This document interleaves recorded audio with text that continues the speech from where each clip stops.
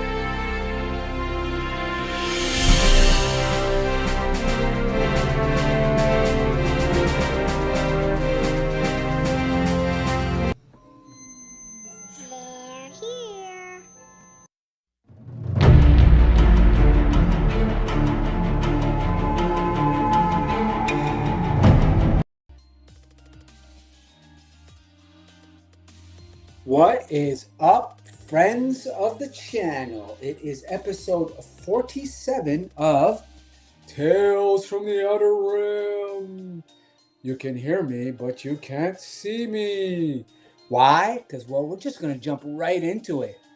I am going to make a statement, and I would love to get your take on this.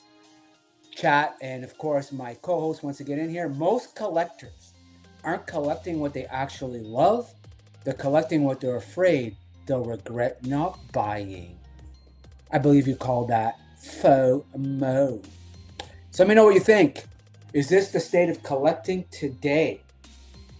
I think it may very well be. All right, well, let's talk about this and many other things with my co-host, the one, the only, the beard of the Graybeard himself, and Lady Virgo. And I will pop us on to the screen. Hello. Hello. Hello. All right. Hello. Pause on the pause. Shout out Woody. Thank Yes. you so much. Thank you. Glad to be here. Welcome everybody for another episode of Tales from the Outer Rim. And let us say hi to some friends of the channel already, nice and early. Crayon Slayer, Menjoza, Dan, Yojo Daddy, Shane, although Shane's on the other side. Traitor.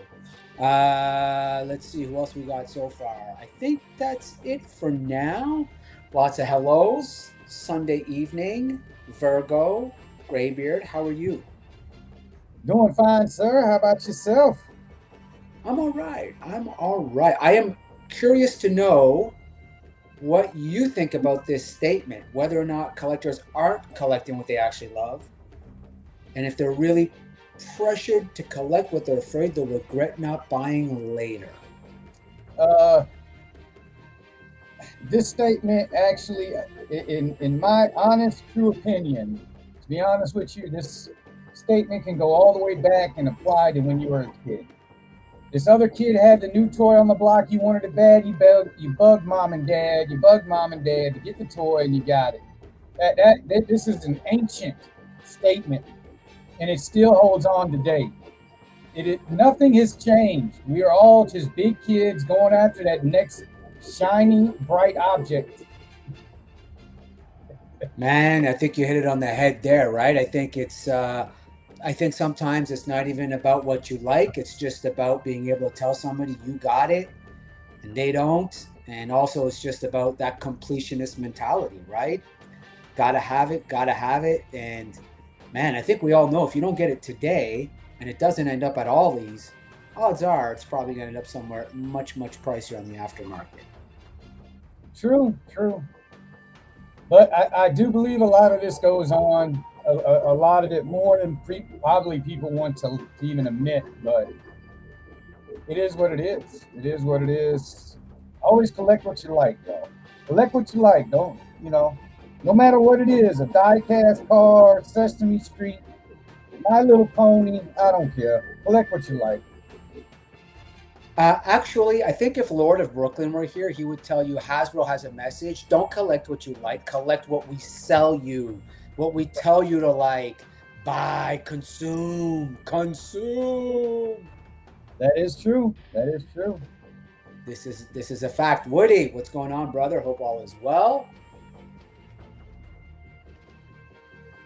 Oh, here we go. We got some comments. I went deep down to Mythic Legion's hole this week. 7 figs. Oh shit! Did you get the entire wave, Crayon Slayer? Did you get the entire wave? That sounds like a wave. And it sounds like he fell in a hole for real. But look, when it comes to Mythic Legions, it's hard. So so I only do the figure obscure, and of course I got the dragon. So we'll see what that is when I get it. But if I were collecting Mythic Legions at the price point, I think you always want to go for the wave. You know, and they offer that package bundle, the wave. Very rare you're going to get Mythic afterwards at a cheaper price than that moment right there. And I think they know this. FOMO is real, but I believe you can buy what you love, and FOMO decides my order of buying them. That's a fact. That is a fact. Absolutely. Well, you get a feeling on which one might be a little bit hotter than the other. Might be one that might sell out pretty quick. You know which ones, because everybody's going to be talking about them. No, that's fair. I disagree. At this point in my life, I really only get what I want and will keep on my shelf forever. The line I collect ended when Diamond went under, and I still look for that line for good prices. Oh, Dan and I are both heartbroken over Diamond Select. My specific one, of course, is the Gentle Giant. They bought out Gentle Giant, so when Diamond Select went, Gentle Giant went. They did the best Star Wars statues, bar none. I'll die on that hill. So Dan, I'm feeling your pain. And good. He says that he has no FOMO. That's awesome. I get FOMO all the time. Daredevil, what's up? What's up? Motu God. And of course, I was thinking of Daredevil today as they were previewing the Hot Toys Masters of the Universe movie, He-Man and Skeletor, and they look incredible. Alpha Red, my friend, how are you? What up, Alpha Red? Yojo Daddy says, man, I got FOMO so bad yesterday at the 1,000 mile yard sale that I bought a Fisher Price brown record player from my childhood. Yes. Yes. Oh, if Yojo Daddy could not be any cooler, he just went into the stratosphere of ultra cool with that purchase. I'm sorry. We're talking plastic records, right? Yep, vinyl. That is incredible, dude. Viper says, I'm not falling for the FOMO. Joes are my jam, and I usually get what I want once they up, but not tripping if I have to get it later. That's right. Words of wisdom. Well, you're talking to the long game king in Greybeard and Virgo. King and queen of the long game. Oh, man. It just is. It's a age old. I mean, even since we were kids, you always had a kid that got the toy first on the block, man. There was always that one, man. So it's ingrained. It's ingrained in us since back then. Probably not as much now with the kids nowadays. There wasn't all that programming involved nowadays, but. And I think sometimes, I hate to say this, but I think sometimes, I hate to say this, I think the reality is it depends what you collect, right? So I think like for me, for example, I mostly collect statues 100%, almost 95% of the time. If you don't buy that statue, even if you don't want it, if you're thinking about it and you say, I'll wait, that I'll wait is $500 to $1,000 difference. And I think, no truer statement ever rang true here than saying, I got to buy it now, even though I don't really want it, just to lock the price in. Right. Not good. 6 Silver Knights and Buzz Off He-Man look-alike and the Black Horse. Damn, Crayon Slayer went big. big. He's where he was making himself a squad there. Yes, very much so. So, have you guys seen Spider-Man yet? No, we have not seen Spider-Man yet. But don't worry, you can spoil it all you want. I do not care about that. No, full disclosure, we were going to go see it yesterday. One of us got ill. We couldn't make it. We got a refund, thankfully, but we have not seen it yet. No, have not watched it. So no spoilers from me, man. No spoilers from me. Mendoza says, I usually hate paying retail. Only a few select have been pre-orders, and Operation Monster Force the exception, but even then there are some I just will never own. Right. That's totally fair. Yeah, I find, there's just a pick and choose mentality I think you almost have to have now with the discipline, right? Almost got to do. It's being that the completionist, I believe that aspect of it is slowly dying off because they keep regurgitating, repainting, reusing stuff over and over, and now people are starting to say, you know what, I ain't got to get them all. I don't have to get them all. Don't get me wrong, there's still some folks going to get them all, but I think that part of it is slowly dying.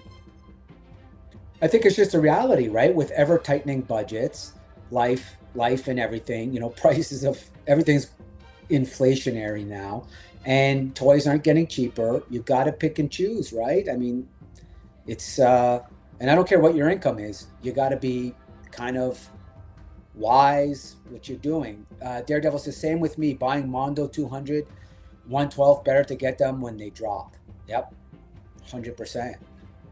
The secondary prices get crazy. That's what I was saying, right? Like there's some lines, forget it, right? Because they know they're going to be a limited run.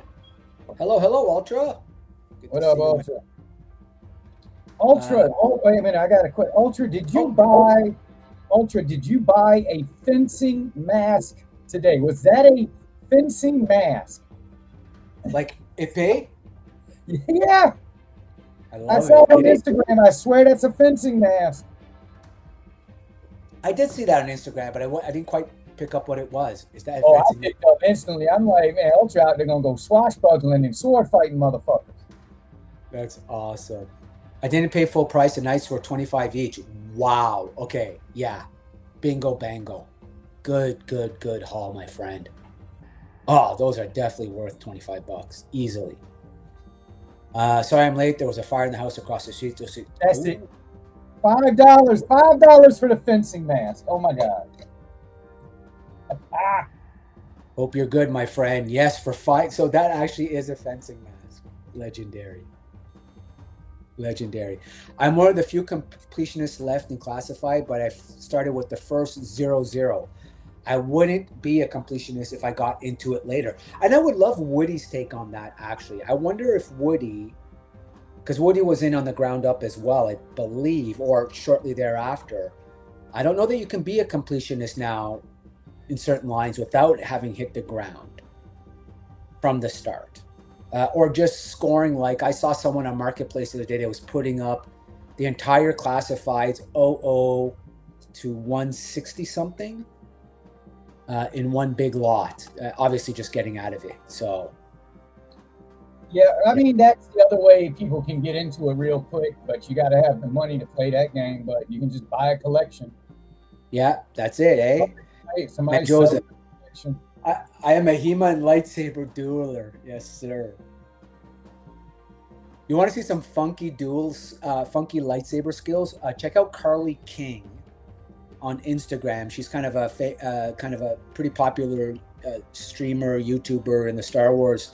But man, dude, she has got it down to, like, she does these like in the dark red lightsaber. Anyways, her coordination is incredible. She looks fantastic. Really, really good. I could watch people twirling lightsabers like a 5-year-old. I mean, I know, they have those competitions now, but I do like it when the two people coordinate and do like basically a dance. Yes.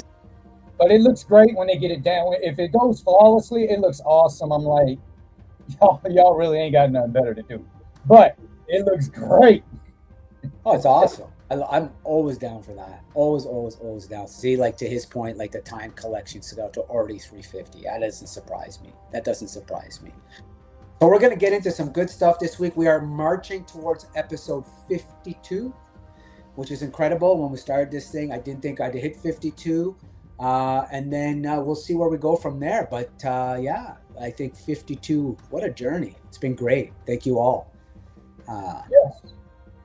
Been kind of cool. Let's see. Mendoza, we love finding old fencing gear and lacrosse gear and painting them up. Oh, yeah, I love that. Absolutely. Didn't buy as much toys as yesterday. There was a bunch of vendors, but few had toys. Yeah, fair enough. When you go to the market, that's the way it is. All right, so we're going to get into some news. Let me play. I think I have a reel. I'm all production value now. Absolutely. Wait, no, is that news? Yes, I think that's news. All right, let's get to some. Team, assemble!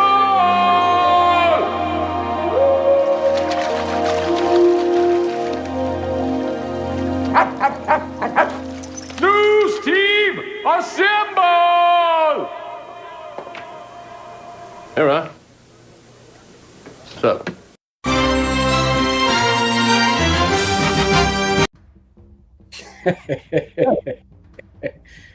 I'm easily amused. It's true. If interested in Mythic, check the Mythic Legion site for official dealers. They have sites listed way cheaper prices. Yeah, that's right. Yeah, they're really good at listing all that. And they even have a Canadian vendor now, which I'm really happy about. My neighbors and myself at least duel once a month and crack some knuckles with our lightsabers. The Jawa Jedi still holds the crown. What? Jawa be kicking people's asses. Hey, I would like to see a Jawa Jedi. I ain't gonna lie. In the universe, that would be cool to see. Who would have guessed? All right, this week in comics, we have Batman and Robin Dynamic Duos 1, Year 1. So they're going back to the start. So Mark Waid and Chris Samney return, fan favorite series, exploring Batman and Robin's early years. And they're back in action. The Dark Knight and the Boy Wonder have been hard at work cleaning up the streets of Gotham City. This is my jam, man. I love the Year 1.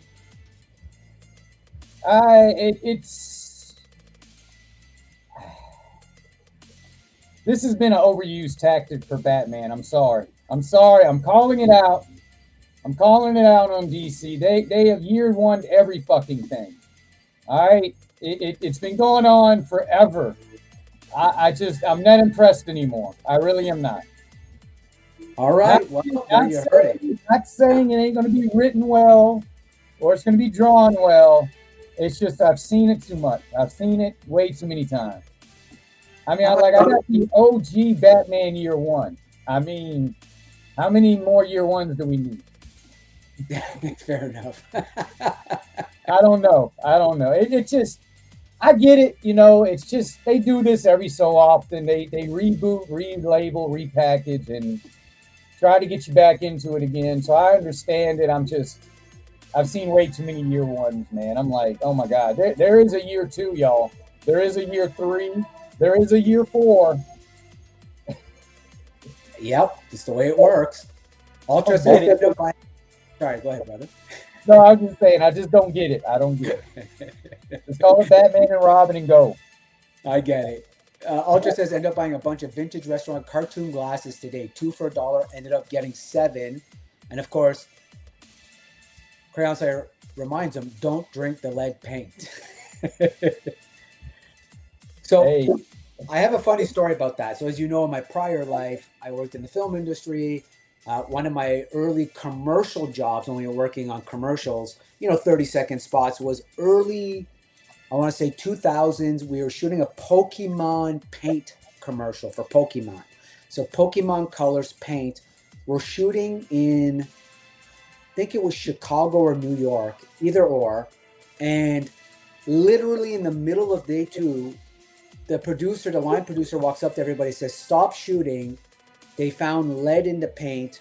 We're pivoting. We're no longer shooting this commercial. And I thought, this is the early 2000s, but lead had already been taken out of paint. And I was like, where the fuck did you find, who discovered this? And how could you be day 2 into a commercial to realize, anyway, I'll just never forget that. And I thought, oh, somebody was buying paint off somebody in a warehouse somewhere. Anyway, Yep, exactly. Exactly. to the kids who bought Pokemon paint in the 2000s. Hey, if you get the little lump, hey y'all, if you get an extra little lump because you were messing around with the lead paint, just class action lawsuit. Just go class action. All right, get yourself. Everybody's got it. Oh, class action lawsuits are the best. And here's your 50 cents because we had 18 million people. Right? Oh, 50 cents. Life is going to change today. Mendoza says, I don't mind year ones. Kids need to learn that you are not going to get it right the first time. And even Batman makes mistakes. That's a good take, actually. Solid. I don't mind the year one. It's just that, yeah, you're right, Woody. It was stubble. There was a time, a long time ago, y'all, that this was stubble. I don't know what year it was, but it was back in the 90s, y'all. Back in the 90s, all right? Somewhere in there. I don't get it. If Robin is there, isn't year one for Batman? Is this year one for Batman and Robin together? This is what I'm assuming. Dark Victory didn't work. That was a follow-up to the Long Halloween. Exactly. Just don't eat the paint chips. Yeah, exactly. And then, of course, I found the Tonto figure again. Was talking about on a show yesterday. Got him for $5. What? There you go, man. There you go. Yep. Then Joseph says 100% don't eat the chips. Sounds like he's speaking from experience, possibly. Hey, man, the lead chips was a thing. Hell, year 51, and I made mistakes too. You damn right, brother. Life ain't worth living if you ain't making mistakes. I'll tell you that much. Regicide. Now, this looks gory. And I mean, look, there's like literally a sword in some guy's head here. So a doomed march through Transylvania, a farmhand lives a simple life until village elders insist he sets out the capital with a dangerous stranger. Their mission? Kill the murderous viceroy of Transylvania. It's Dracula meets Berserk in this dark fantasy series full of sexy entities and betrayal. Interesting? I think so. Listen, if the cover's anything like what we're going to see, I love this. First of all, I love blood, gore, and sex. Do we have any info about who's writing this or anything? Patrick Kitlov and Ludovic Aliat. Never heard of them. Not familiar with Image Comics either, to be honest. Oh, Image is the group that McFarlane started with Jim Lee, Eric Larson, fucking a couple other guys back in the day. That's where Image came from. So it's actually a prominent third party, I would say. He wasn't as big as the big boys, but they brought you Spawn, they brought you the Savage Dragon, they brought you the Wildcats, Youngblood, a whole bunch of other guys. I think I was thinking of something else. Yep, got you. Yep. Hey, I get that pass at my age. Hey, it's with Image, so if you're into this type of thing, take a shot at it. It looks interesting. I just don't know. I'm a superhero guy. I don't know about this one for me. I've been running the beard since 2000. Started out Xanados, now Gandalf the White. What? Right. Hey, my sheep have stripes. Have we seen Mendoza? Is there an image of Mendoza? Has he come on stream during the streams with AFA? Have we seen Gandalf? No, I don't think so. Stu Baca. That's a great name. I'm going to remember that for Stu. I bought issues 1 to 5, the Frank Miller 300 comic today for $5. Ooh, that's going to be good. That's going to be good. G.I. Joe, number 331. It's Snake Eyes versus Snake Eyes. He's in danger. All of them. Are they still doing this? Well, that looks like Snake Eyes, and that looks like Don Marie, or Don whatever her name. Moreno. Don Moreno. So it's who is really Snake Eyes 3, right? So Snake Eyes versus Snake Eyes versus Snake Eyes. It'll be a popular book because of the cover. It'll be popular for that. I do like the cover. Is anybody in the chat still doing the comic books? Yo, Joe Daddy, are you still doing the Joe comics? There's some folks still doing G.I. Joe out there. Menjoza's in the Mafia, no pictures. Stu, you said too much. That's it. I've taken that as a personal side quest mission to put Menjoza in Old West Town now. It's on. It's on. I'm scouring the internet, Menjoza. If that's the real Snake Eyes, he should win. Yeah, exactly. But who knows? Fire and Ice. Ooh-wee. God, I love this. I love this cover. I love this cover art, first off. And I cannot tell you how much I love this comic book. I mean, this movie as a kid. It's great that they're trying to revitalize it, keep it going. You know, it's become a cult classic, basically. And it's nice it's still getting a little bit of love. I love it. Joe Daddy's like, yeah, I'm still doing the comics. I mean, it's in the name.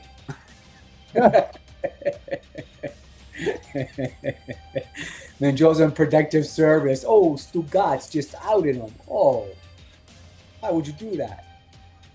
Biker Mice from Mars. So this is a new character for Biker Mice. A female character by the name of Scorch.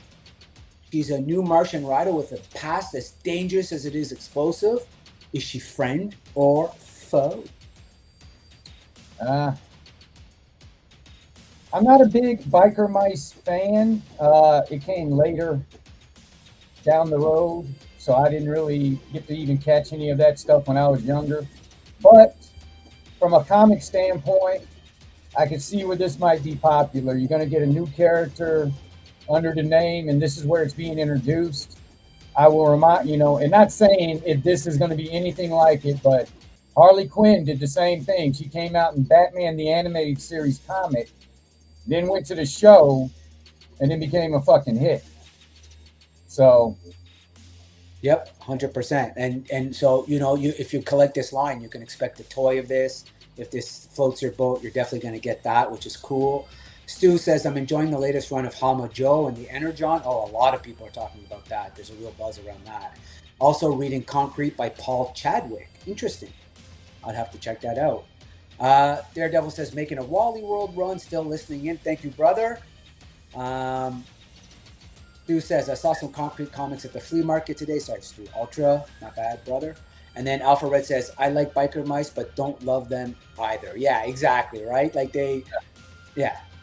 It's just they for me it was like Turtles. Turtles were coming in on the scene when I was getting off the scene, switching over to comics. It's just the Biker Mice didn't get caught up. They got left behind. Yeah. Well, totally. I mean, for those who didn't watch, Hinderer had a great interview yesterday. Had Chad on there. First big interview for Hinderer, did really, really well. And that was one of the questions with the Teenage Mutant Ninja Turtles. And I think, but speaking to, it just made me think of his answer, because I think I was there too, in that by the time the Turtles came out, it was well past my time of being in, like at that time, it was real life girls and not. Yeah. I mean, that's what it was. I love the old Steve Hart movie, My Blue Heaven, all of this. Yes. That shit was awesome. That was a funny movie. If y'all didn't watch Blue Heaven, man, y'all watch that. So good. Menjoza says, my avatar is a custom, only myself. I made with WWE basic top dollar fig, and I've posted a picture of my face on the gram. I've been told I have the face for radio and a voice for silent film. Nice. Well, good to have. 1 out of 2 ain't bad, dude. Menjoza is an Old West Town. It's happening, man. And here's another reboot, right? So Dynamite giving us back Fire and Ice and coming back with Gargoyles. What's cool about this is all new stories by Greg Wiseman, so the creator, and it's actually in continuity. So this picks up where the cartoon left off. That is good. That if you're gonna pick up, because that's what you're trying to grab the people that watch this, as a kid, which it's a great show. Surprisingly, this is a Disney show it was a Disney show from the get-go. Yep. Which, considering the content within this cartoon, I thought was a bit risque for good old Disney at the time, but they did a good job with it, man. The voice cast, man, half them jokers were from Star Trek: The Next Generation. You got the toys, and I do believe there is a revitalization of this coming down back into TV again. Yep, that's what I heard the same thing. Hey, listen, Disney has done adult, right? They got away from it for a little while, but now they're going back to it. I think Andor was a really big deal for them to show them that there is a market for that. This one I think is kind of interesting. Cul-de-sac. I don't know how you say it in English, to be honest. I can only say this one in French. Cul-de-sac. Cul-de-sac. Yeah, you got it right. The Hanson family just moved into a new home, and they're ready to make it all their own. Or so they thought, because in this neighborhood, you don't want to find yourself on the HOA's bad side. Unexplainable, terrifying things happen to those who break the rules, and the Hanson family is about to find out what happens when evil hits close to home in cul-de-sac. I mean, every person's worst nightmare, I think, is an HOA, so add the HOA being like a demon, and I think it would just add to the frustration. Fumbling, I'm about to destroy this, man, because everything you just described sounds just like the Burbs. All right? It sounds just like the Burbs. Watch the newest Burbs, y'all. They're in a cul-de-sac. There's weird stuff happening. There's a HOA lady. I haven't watched it yet. That's the one with Keke Palmer? I enjoyed it, man. I ain't gonna lie. I enjoyed it. I actually liked it more than the original movie, and I thought it was cool, man. I think if you ain't got nothing better to do, check it out, man.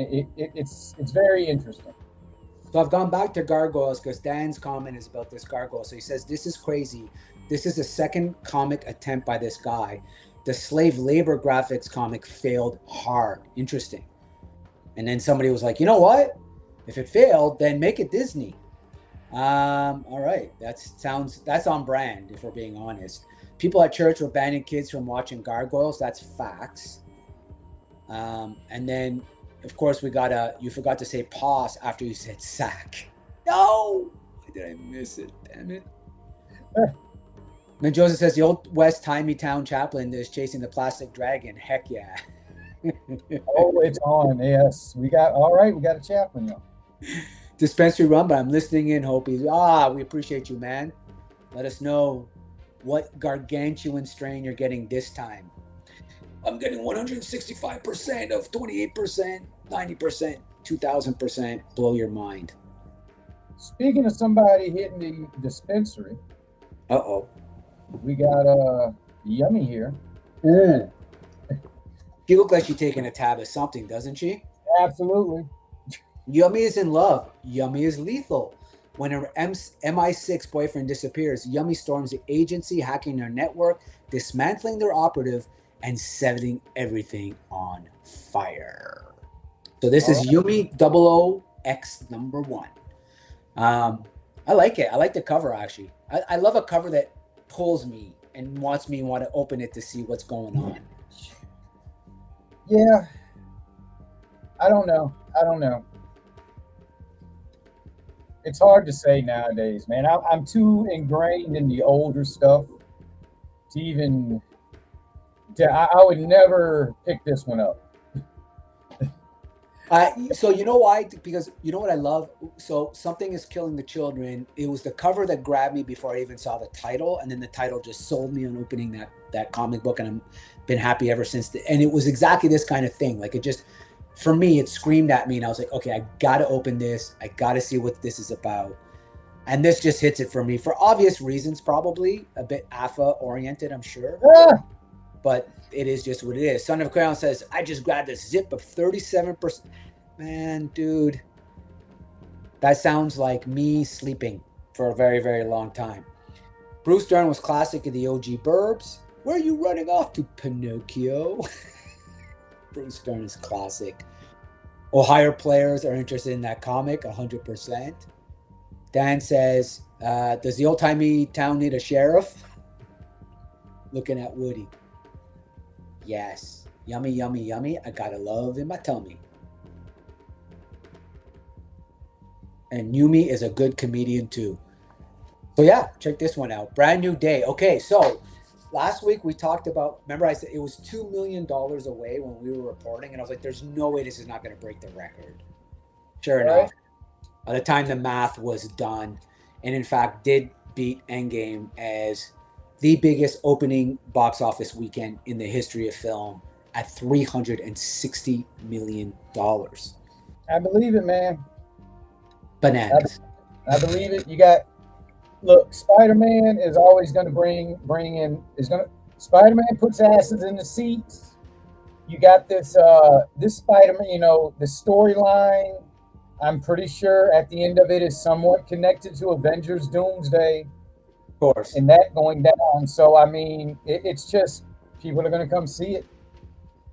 People are going to come see that. 100%. I messed up and ate a 1,000 milligram gummy the other day, and it was a blast, but I want to do it again soon. No! Lord, no. Hell no to the no. See, I can't do marijuana anymore, not for the last 15 years, but Jesus Christ, dude, I would end up immediately in the back of an ambulance. I'm not even going to lie. Yeah. 1,000 milligrams. That sounds incomprehensible to me. But then the guy is 6'10". Maybe that's my 100 milligrams. Yeah, right. Right? Yeah. James, I'm looking at your photo that you sent in. Ooh, James scored a Jurassic Park dino. Did the Wally World. Yep. Yeah. Of course. You know, you can't go to Wally World and not score a fig. I want to go see Spider-Man today, but too much going on. Yeah, we're going to go back. We're going to try again next week. Always in need of a brave sheriff. Woody triple deuce. Oh, hey, look, Woody knows, man. We got that. They're ready to go. They're always hey, Woody's always ready to go. The sheriff is there. We got a marshal. We got a chaplain now. We got Alpha running the speakeasy. Hey, it's growing. It's growing. The little old West Time town is growing. The town has become a city. Gareth Edwards has exited Jurassic World Rebirth sequel over creative differences. This is not a good thing. Gareth Edwards, of course, brought us Monsters, brought us the first one. I believe Gareth Edwards is also Rogue One, if I'm not mistaken. And so a bright young director, and when you leave over creative differences, that usually means the studio is trying to direct the movie for the director. So was not a huge fan of the first one. It was okay, but really not interested in seeing any sequel now. Did you see the first one? With ScarJo? Did you see the Rebirth? And yeah, it wasn't. Hey, it was an action movie with dinos in it. I digged it. I mean, it didn't. To be honest with you, Jurassic Park really does not have to do much for me. I mean, it's an easy formula. There's going to be a dino or many dinos that are loose and trying to kill everybody. So, you know, you just wrap a story all around that. I mean, I wish they would culminate it. I wish they would just be done with it. Yeah. But, you know, I think now you may get a bit of the rebound, of course, with our man passing away. But, yeah, I mean, I never like when I hear creative differences. It's never a good thing. I could have picked up a vintage R2-D2 and R5-D4 today for $5, but they had repo stickers. Yeah, I'm not doing repo stickers. I get it, but I don't get it. So, of course, a new situation, a new season of Reacher has dropped. So if you're a big Reacher fan, is this 3 or 4? I feel like this is season 4. All I know is my man here, we done watched him come up, man. I first got introduced to him, I believe it was on Smallville. Yep, it was Smallville, and I believe he was Aquaman on Smallville. Really? Okay. I knew him from Big Mountain State, Blue Mountain State. That's what he did right after Smallville. Okay. That's what he did but yeah, he was Aquaman on fucking Smallville. That's Okay. where I first met this dude. That's and he has great. come Now, a long way. He's come a long way.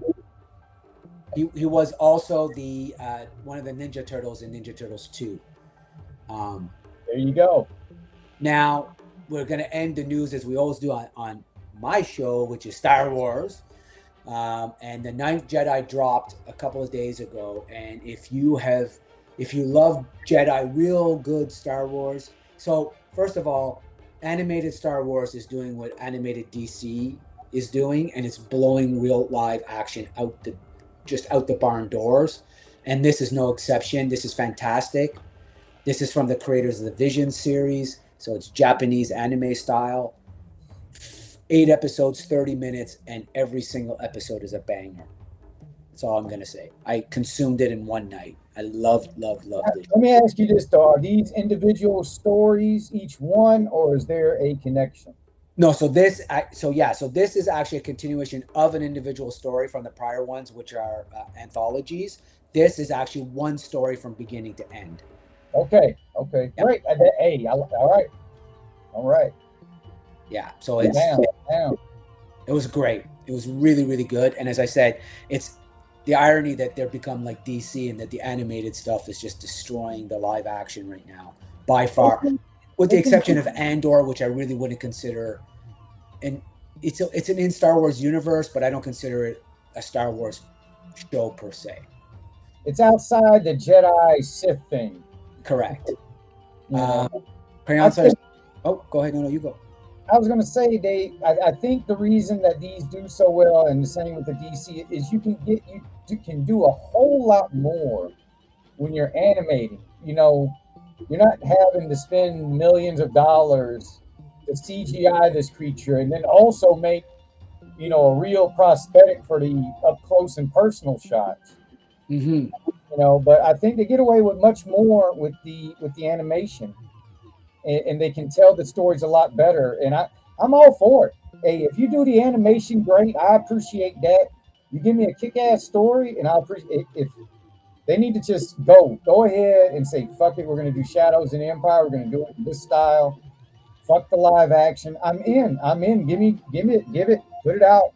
100%, dude. I'm with you 100% on that. 100%. Great call. Crayon Slice says, I wish I could find the remote control R2D2 I had as a child. Of course, I had a cord to the remote, which is, I remember those. That's so good. Those stupid cars, too, that had that fucking cord.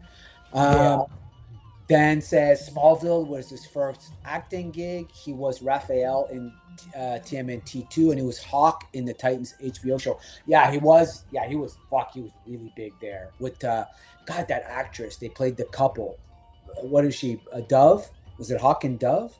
Yeah. That's him. He's Hawk, and his partner was Dove, and that's when you really noticed he put on the fucking he got the juice, man, or something. Really? I don't know. Yeah. Gareth Edwards did the first Godzilla. That's right. In the reboot, hearing that we're on the big screen for only the second time was epic. Yeah, Gareth Edwards Godzilla. So, but he did do Rogue One as well. Did he? No? Who am I thinking of then? I thought he did Rogue One. No shit, Ultra Z from Chan. That's great because Ultra had it. That's so great. The remote control. Yeah. Good luck finding a tote anywhere in my house. That's awesome. So check it out. Ninth Jedi. Good stuff. If you want to see good Star Wars, it's actually good Star Wars.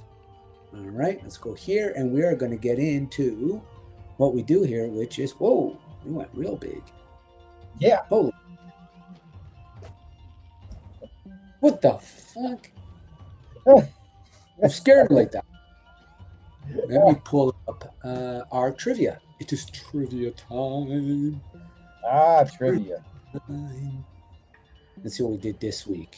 Oh, yes. This is movie trivia. 80s movie trivia this week.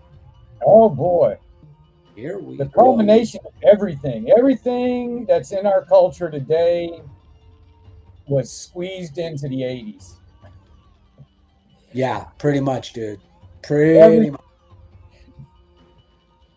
All right, let's do the intro. Rolling. 3, 2, 1. Do it. This would be my chest box that helps me to breathe. So this is to help you breathe, yes? Yes. And which of these which of these buttons calls your parents to pick you up?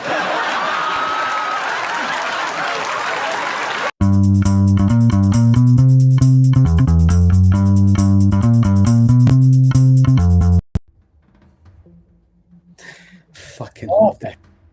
The best ever. All right, here we go. Let's do it. It's movies. It's 80s movies. Rowdy, what's going on? Hey, Rowdy, how you doing? Thank you for stopping on by.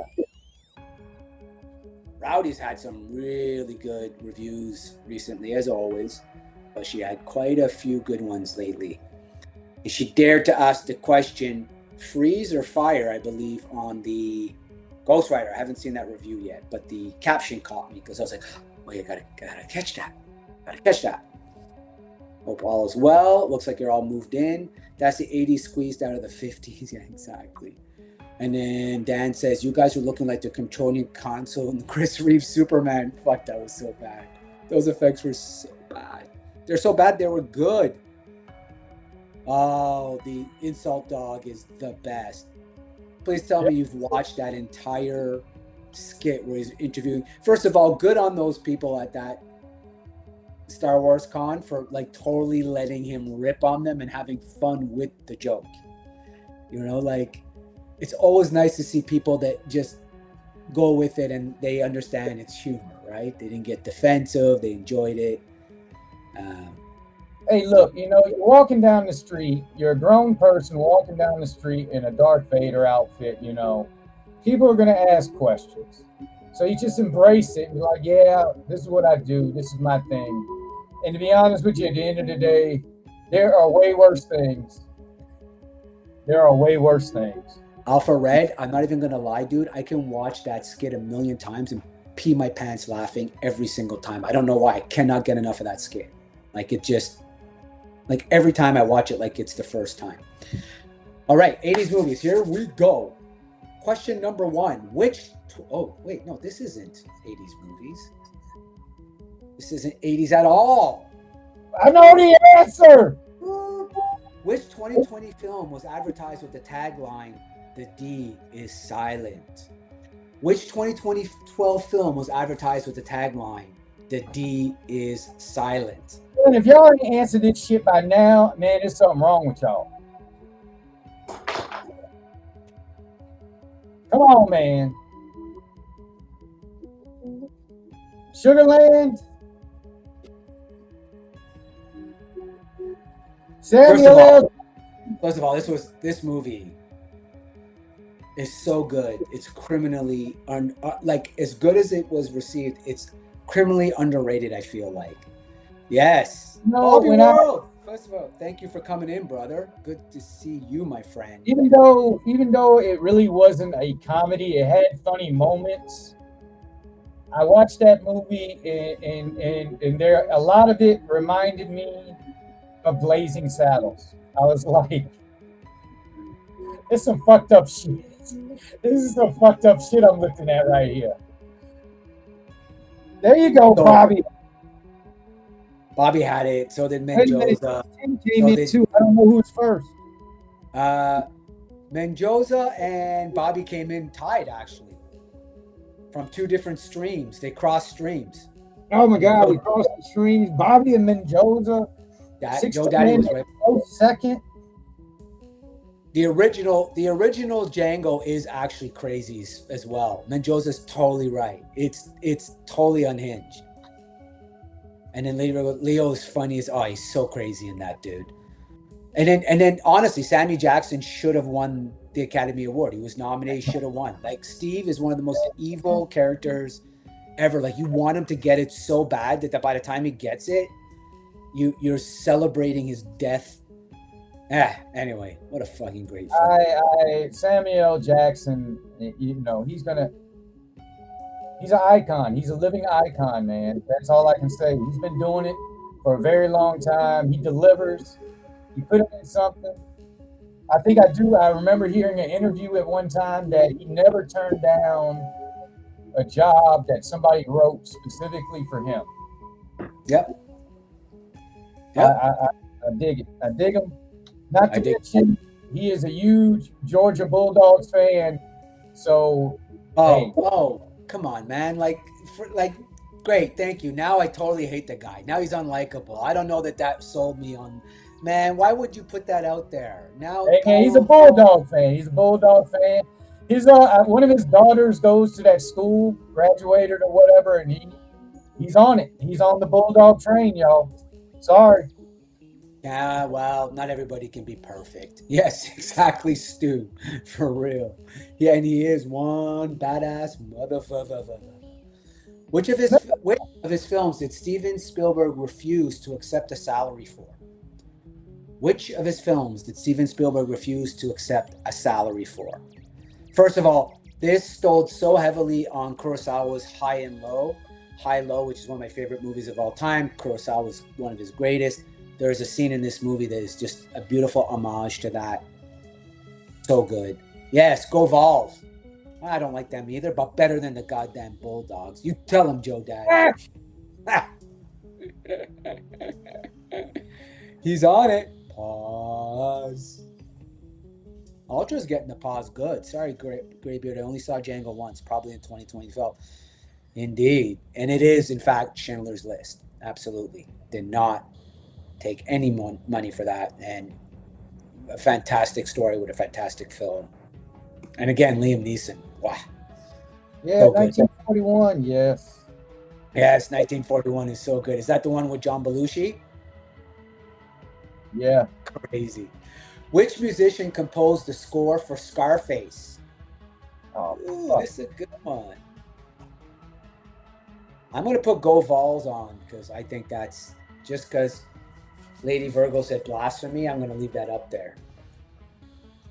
I don't know if I'm spelling her name right. I don't even know if it's even right. But I'm throwing it out there. I don't think I said it wrong. Mendoza, man. Banger of a film. Oh, I was trying to show was going to guess that one, Austin Powers movie. Yeah. Oh, Mancini's a good guess. What did you guess? Ben Smith. What did you guess?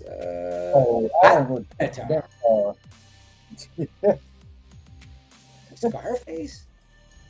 What? I have no clue, man. I just threw it out there. No, I thought this was going to be an easy one for you guys. You guys are always on top of these. I had to up the game because this cat's too smart. You gotta be fucking Blondie then, man. I don't know, man. Van Halen would have been funny, though. Jump. Better. Snort. I thought it would be AI because that was a Rick Kubrick films people just finished it. Yeah, that's not a bad guess, though. That was a good guess. Solid. For real. For real. Now I have to study composers. All right, I'm going to put it in. No, Williams is a good guess, though.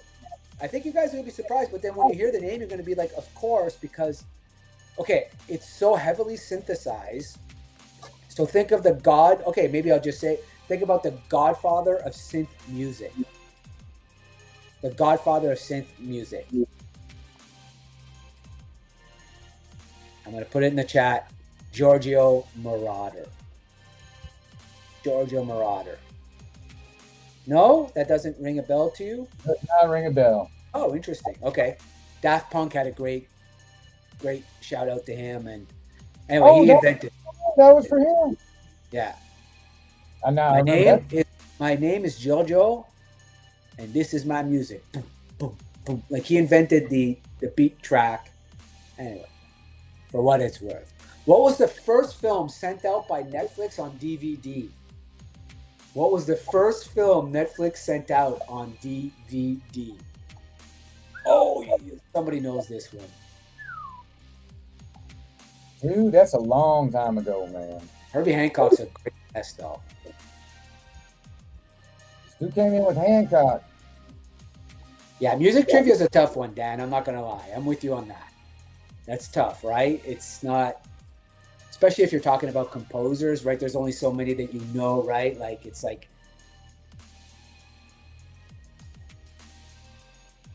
Tangerine Dream is a soundtrack to the 80s to me. Oh, yes. Yes, yes, yes. Fire and Fireplace? Nope. Be Kind, Rewind? That would have been a good one. Titanic? No, this predates Titanic. Think 80s. Think 80s. Think Tim Burton. I'll give you guys this. Think 80s. Think Tim Burton. What was the first movie that Netflix sent out on DVD? Ooh, that was a good guess. No, not that one. Damn it. The last 2 weeks, you guys have been eating me up at this. Gone with the Wind. Hell, I don't know. Gone with the Wind. That would have been good. Frankly, Smart, I don't give a damn. Batman? Ooh, no. No. Oh, Batman. Everybody's going Batman now. Edward Scissorhands. Everybody was guessing Edward Scissorhands. No, it was actually Beetlejuice. Beetlejuice was the first film sent out by Netflix on DVD. Do you remember those old Netflix boxes, the red box where you would take out a DVD, put it back, mail it out? Yeah. They were revolutionary, and they still are around, so. Yeah, they did something right. Gunpowder Nitro. Good to see you, my What up, friend. Gunpowder? Just stopping on by. Ooh. I love Sleepy Hollow. One of my favorite Tim Burton movies of all time. One of my favorite movies of all time. Headless Horseman story. Oh, so that's probably the best Headless Horseman story you're ever going to get. Easily. What do the films The Shawshank Redemption, Stand By Me, Carrie, and The Green Mile have in common? Okay, well, shit, man. I know, right. Beetlejuice, exactly. That's a good point. What do all these movies have in common?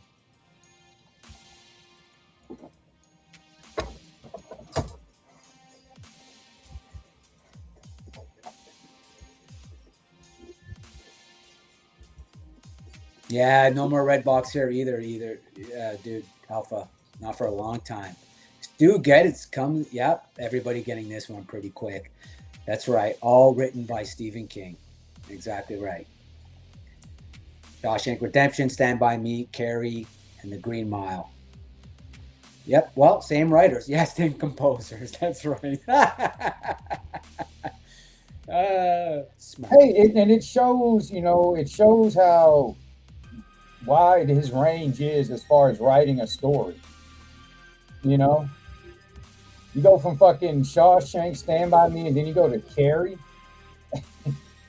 And then you shift over to the Green Mile with that crazy shit.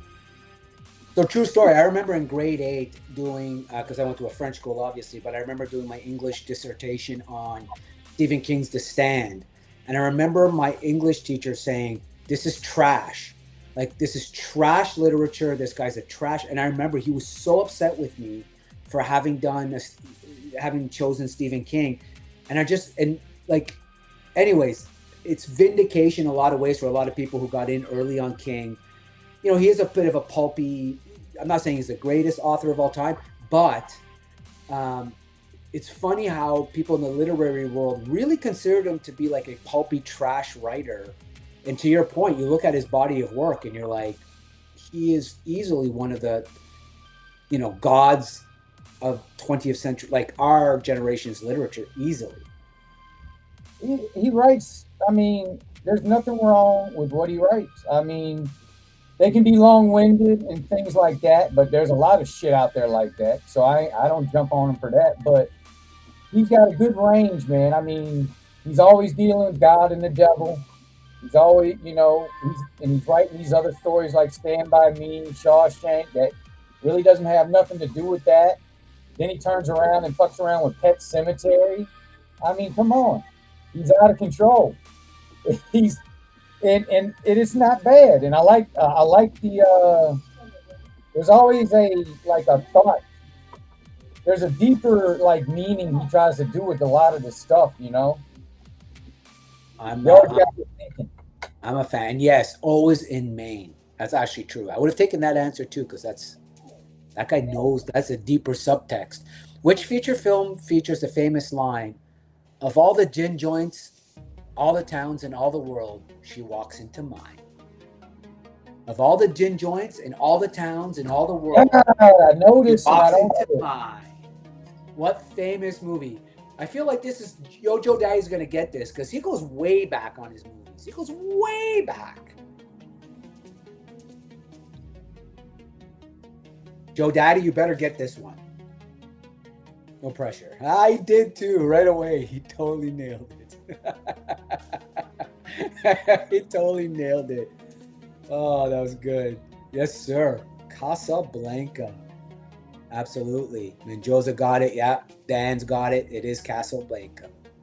Of all the gin joints and all the towns in all the world, she walks into mine. Ah, such a great film. Still holds up. Still holds up. Which film was the first to depict a toilet flushing on screen? Whoa. Wow. Wow, I know. Pretty crazy. I'm thinking hard. Shit. You know this one, though. I bet I do. Mm-hmm. Well, one more Morocco, more or less. Exactly. That movie wasn't from the 80s. No, I realized I didn't do 80s. Ultra, I switched. I was trying to, you put these shows together, lots of thoughts. I detoured right away. Want to be clear, detoured right away. I'm pretty sure it's before that, Ultra, but I like your answer. That is a great answer. Where Dumb and Dumber. No. Way before that. But a great one. That is a great one. Dirty Knives. What's up, brother?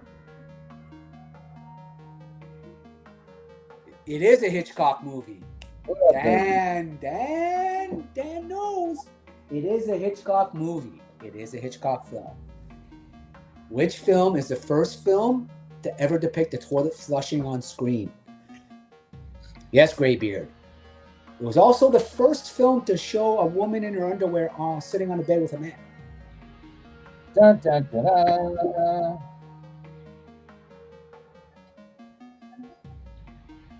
Come on, y'all, blurt it out, man. Say it, goddammit, say it! Still holds up, though. This movie still fucking holds up, dude. So good. Finally. Psycho it is. Psycho it is. There was originally classified almost as a porno when they saw her sitting on the bed. Val M for Murder, great. Look at, see? I love that we all know these movies. Birds, Dirty Knives, hello, hello. I mean, North by North. Look at, hey, so let's name them. What else we got? What else? Wait, we missed some other. Vertigo. Vertigo, one of my favorite Hitchcock movies.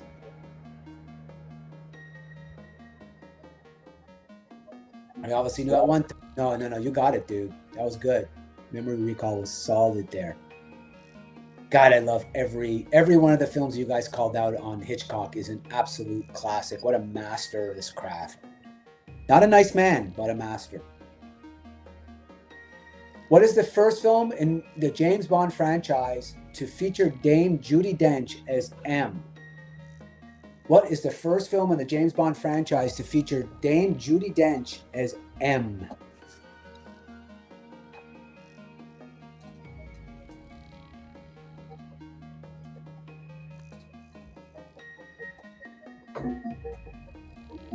Graybeard, quick on the draw.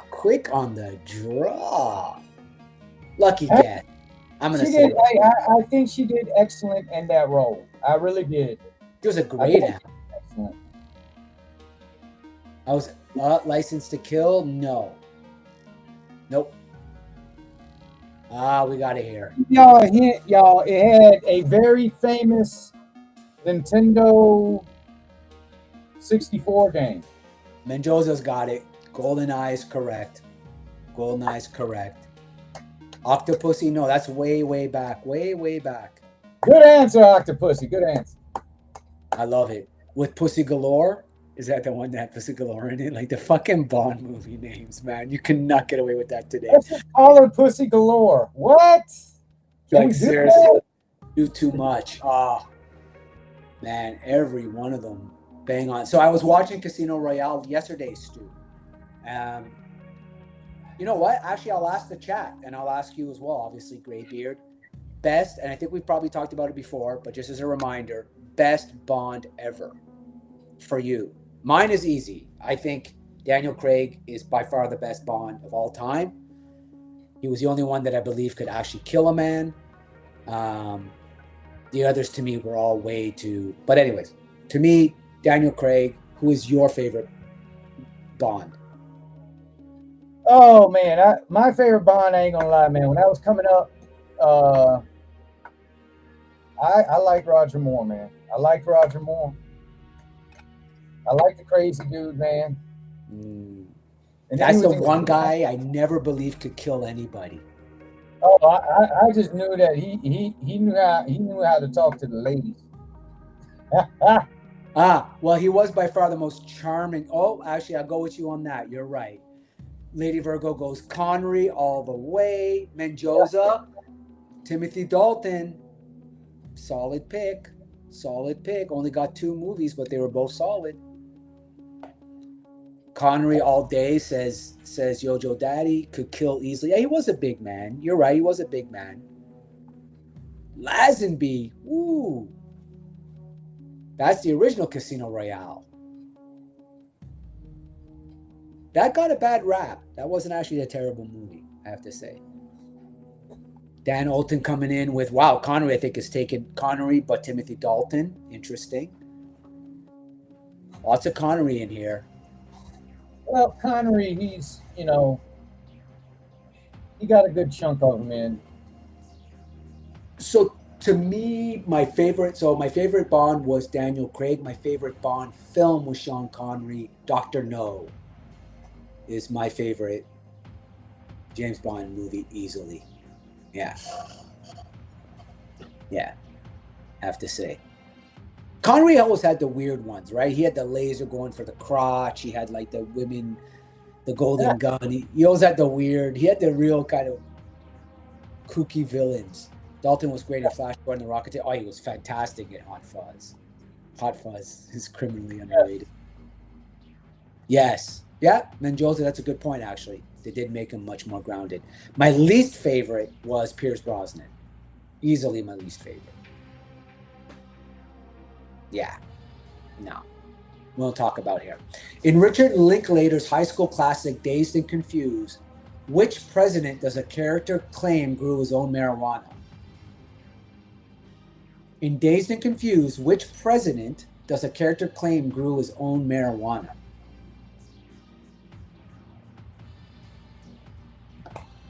Ooh, Skyfall. What a great, yeah, that's a great film, actually.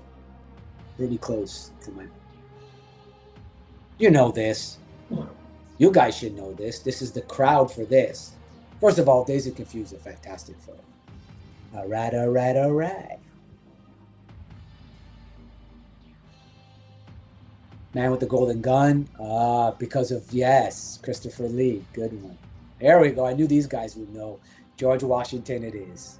Good one, Stu. Good one. Yeah, Joe Daddy knew as well. George Washington. He tells that story. It's like, no, not really, but okay. All right, and last question. Who is the Who is the narrator in the classic film Stand By Me? Who is the narrator in the classic film Stand By Me? Did you ever look at the back of a dollar bill? That was, Mila Jojovich's first film. Yep. Lots of young actors. And then some that went nowhere, surprisingly. Living Daylights. One of my favorite as well, actually. Good call. Really good call. That's right. Stu got it. Is that Stu? That's my man. Richard Dreyfuss. Yeah, everybody got that one. Such a great Great narration. Yep, Richard Dreyfuss. Tom Hanks, no, not Tom Hanks, Richard Dreyfuss. But Tom Hanks, not a bad guess, actually. Almost fits. There we go. That wraps up this week's trivia. We had some good ones there. Good ones. All right. Got to keep making them tougher for these guys, man. It's like this crowd is... They get these too easily. Got to mix it up. Mila in Kuffs. Blew my fragile mind. God damn. I don't feel that doesn't sound like a Hollywood film. All right, what we're doing next? Next is hot takes. Opinions. Chat. You know what to do. Fire away. And let's get this intro. Hey, come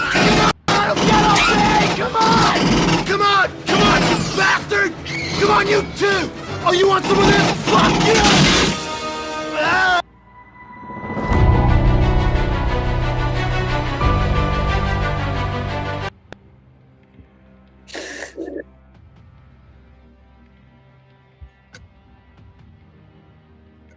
Man, my stream totally paused on me.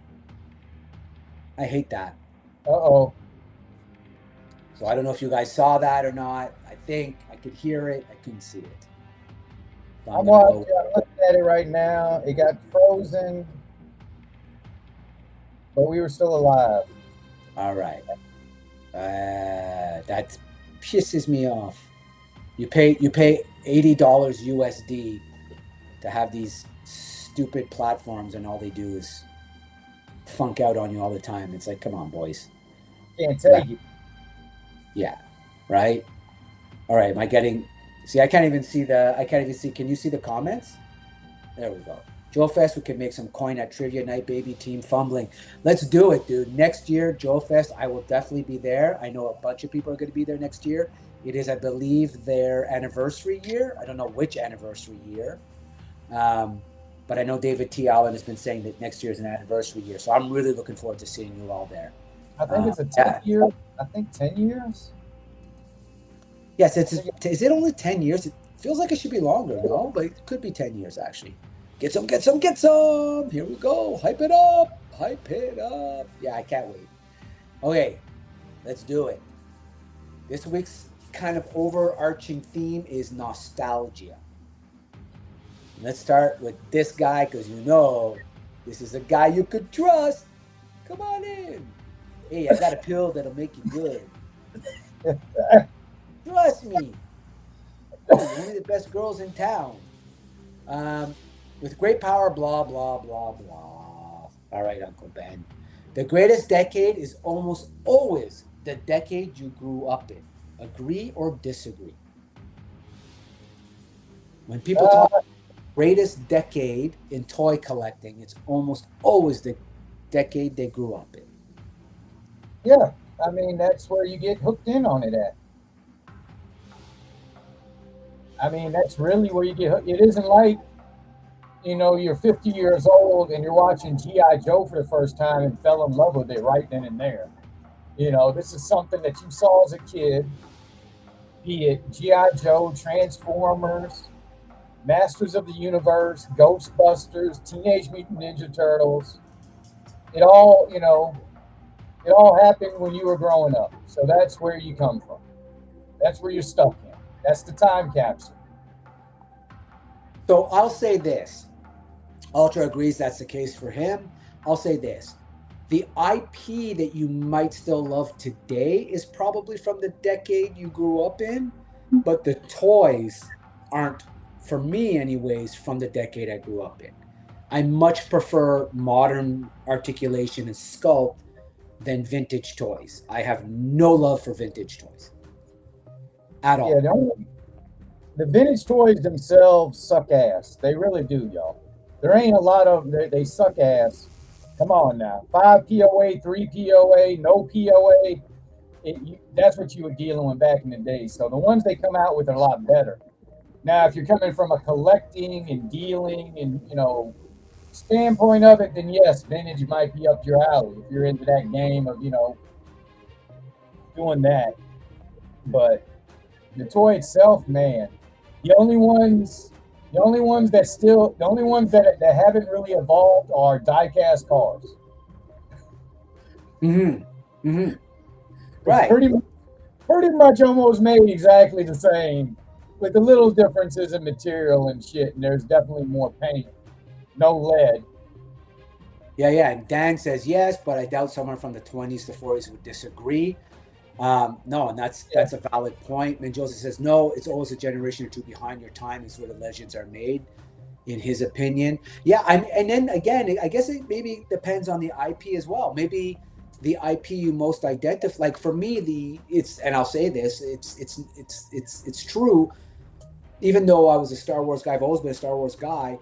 What got me into collecting was actually decades and decades later, was actually Harry Potter. And just enjoying that franchise and buying movie props from the movies and going through auction houses and stuff like that got me back into collecting. So maybe it isn't from the decade you grew up in, actually. Right? Possibly. 3POA sucks to me, but I still love my vintage toys. See, Stu's not alone there. Not alone, but fuck, I hate 3 and 5 POA, man. Ugh. I mean, from, the standpoint of playing with it and stuff like that, the modern stuff got it. The vintage has, even though they don't have the articulation, what they got is value. There's real value behind vintage toys. Now, the toys that come out nowadays, hey, yo, I hate to break it to you. A lot of them, now, I'm not talking about statues. That's a whole different ball game. But action figures, they're about as much as about $5-10. Yep. Yeah. Regardless of what you paid for. Yep. No, you're not wrong. Adventure People is so good. Yes, Mendoza says Hufflepuff for life. Love it. I had a chance to buy a few rare vintage Micronauts today at the flea market, but they were all a little too pricey for me. So yeah, that's to your point, Graybeard, in that vintage has maintained its price, but not the quality. Right. Dan still loves his vintage He-Man. Yep, absolutely. Nothing wrong with that. Okay, next. Nostalgia has convinced people mediocre toys were masterpieces. I think we just covered that, but yes. Yeah, not always though. To Stu's point, it depends. Hey, look here. As a kid, yes.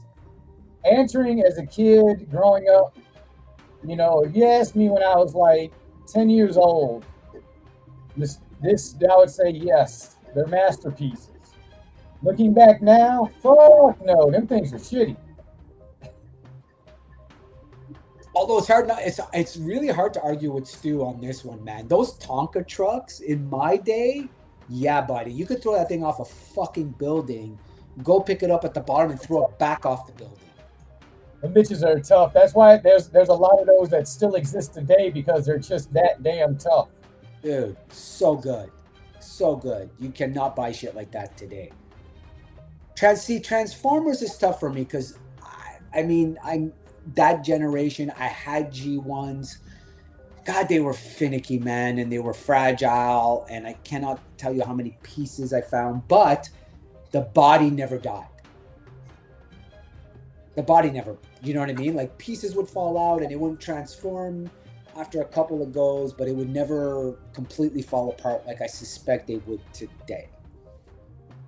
I will say that for sure. All right. Collectors confuse rarity with quality. Agree or disagree? I would disagree with this. I don't think a collector would confuse these two. When you're looking for rarity, you don't give a fuck about the quality. It's the rarity that's driving you going after. Quality, it's just, I don't think collectors are confused by this. I really don't. Stu says the Go Paws for a kid was cool as heck.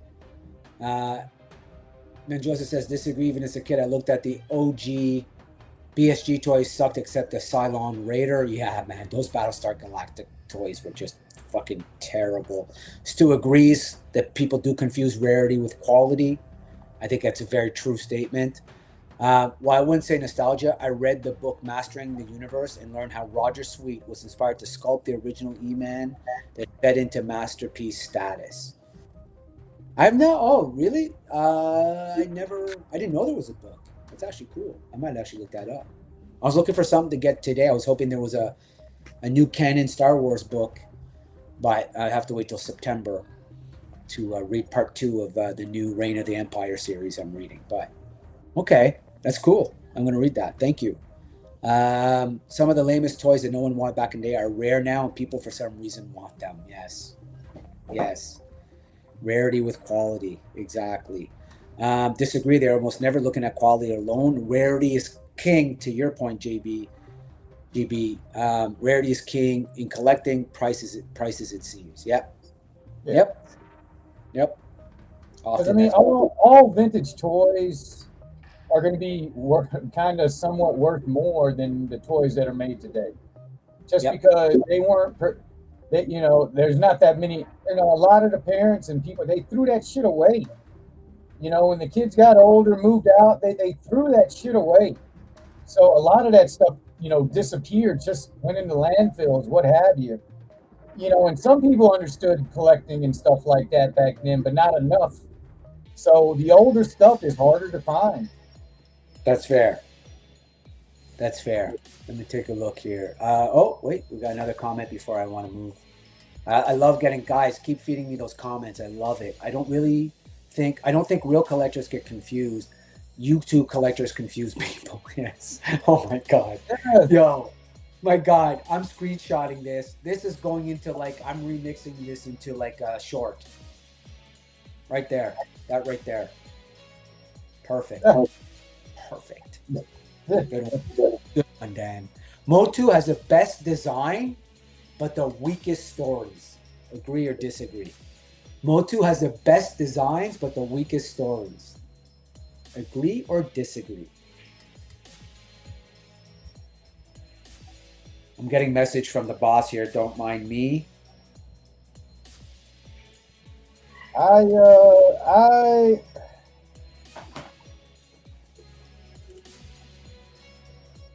I'm torn on this one, man, because Motu has gotten better with their storytelling. As now, initially back in the day, the cartoon, it was just simple, fucking bad guy, good guy. Something bad was happening, good guys won, and that was that. It was no thought into it. But a lot of the cartoons back in the day were kind of like that. So I don't know if I would say it was weak stories, but Transformers and G.I. Joe, they started doing the 1 and 2 parters, 3 parters, 4 parters, and start thinking up some, real, crazy stories. And so, yeah, Motu's always had cool designs. They've always had cool ideas. Did it translate well into toys? Maybe not. But, they're getting better. I don't know. I can't. I'm on the fence with that one, man. Oh, I don't think you're alone. First of all, Ultra says, blasphemy. Remco AWA wrestling figures have the best design, so he's got to respectfully disagree. Menjoza says, totally disagree. Those mini comics are burned into his mind. Burned, he says. No way. Motu had great stories, but I'm biased. Motu Classics did a great job condensing all the lore into a coherent lore. There you go. I think you've won the day with that. G.I. Joe has too many forgettable characters.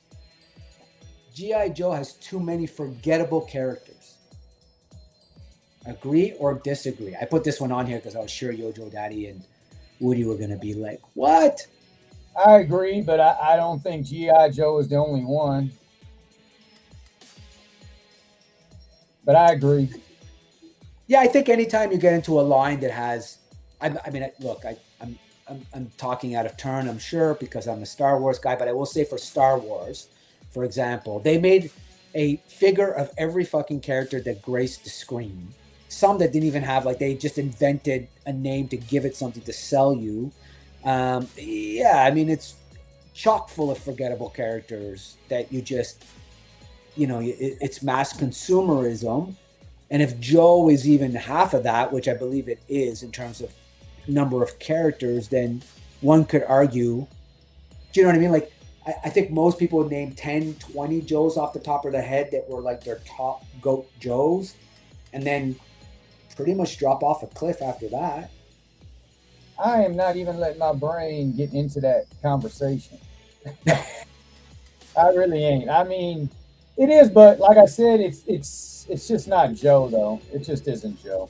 No, it just isn't Joe. That's right. No, I put it out there because, as I said, I was targeting a couple of our usual chat members, but no, that's why I use Star Wars as an example. Yeah. I think any line that goes deep, especially the lines that we're trying to just basically sell you so many characters. Yeah, it is. I mean, they're. I couldn't name them all if I wanted to, but hell, he disagrees because any great IP will have world-building characters, which is a fair take there, right? Like, but you'll be hard-pressed to name them. Maybe, maybe not. I'm not a huge G.I. Joe fan. I imagine any Joe is someone's favorite character, but I agree softly. Okay, fair. That's fair. Yeah, you got it. World-building is actually fair. Yeah, but I don't know, man. I don't know. Tough one. I think I'm leaning a bit towards Dan here. A soft agreement.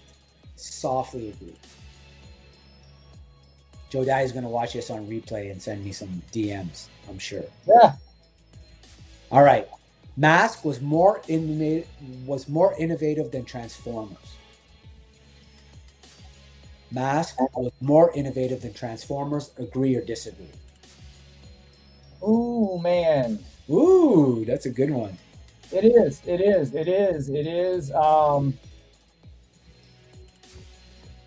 I would say yes. Mask was a little bit more inventive, and I plead my case. You had the Transform. Now, don't get me wrong. There are Transformers that can change 3 different ways from Sunday. All right. They had them, but majority of the Transformer had a robot mode, and then it had its fucking vehicle mode, and that was it. Now, like I said, some Transformers had an extra one. It didn't matter, but the regular ones, Mask, you had the vehicle, and then the vehicle would change into something else, and then then you also had an actual figure. So there was a little bit extra. And then that figure came with a helmet. There wasn't that, I don't recall too many doing helmets like that, full facial helmets back in the day like that. But I think Mask came too late in the game to take off. No, that's fair. That's fair. So Stu says disagree. First of all, I got to go back to Joe Daddy, who said, like all of us, in a way, not enough promotion of each individual character, but soft agree. So I think that's where we all landed on any IP that kind of oversaturated the characters. Stu says he disagrees that Mask was more innovative. Ultra also, Dirty Knives was just a flat out nope, which is a strong disagree. Mask. So I think, so I think a lot of them feel like Transformers was more innovative. Let's see what Stu said. I'm going to come back to your Plo Koon in a minute because I love that comment. Tri-Sunday bot transformed into the Father, the Son, and the Holy Ghost. Is that really? Yeah. I'm not a Transformer. That would be sick. Yeah. I disagree. I was a bigger fan of Transformers than I was Mask as a kid. So my kid brain, obviously, though, Transformers were better. Yeah, I got to agree with that. Raven from Mask, but maybe Transformers was epic. Yes. And then Menjoza says Plo Koon was in the prequel for literally second. It became a favorite well before the cartoon. That character can be huge. Yeah, that's interesting, man. I loved him in the cartoon, which is what sold me on Plo Koon. But that's cool that you remembered him from the prequel as well. Wait, you got to tell me, is Stu pulling my leg here? Because he's a bit of a comedian, so Try Sunday bot transformed into the Father, Son, and the Holy Ghost. If that was a thing, my friend, if that was a thing, I don't go to church, so I'm gonna believe you. Yeah. You trick me. No, it did not exist. A transforming Pope. That would have been good. Listen, when I went to Italy, I found out there's very little that the Vatican City won't license. Just saying. Would not have surprised. Agree or disagree? A restored toy is better than a damaged original. Ooh.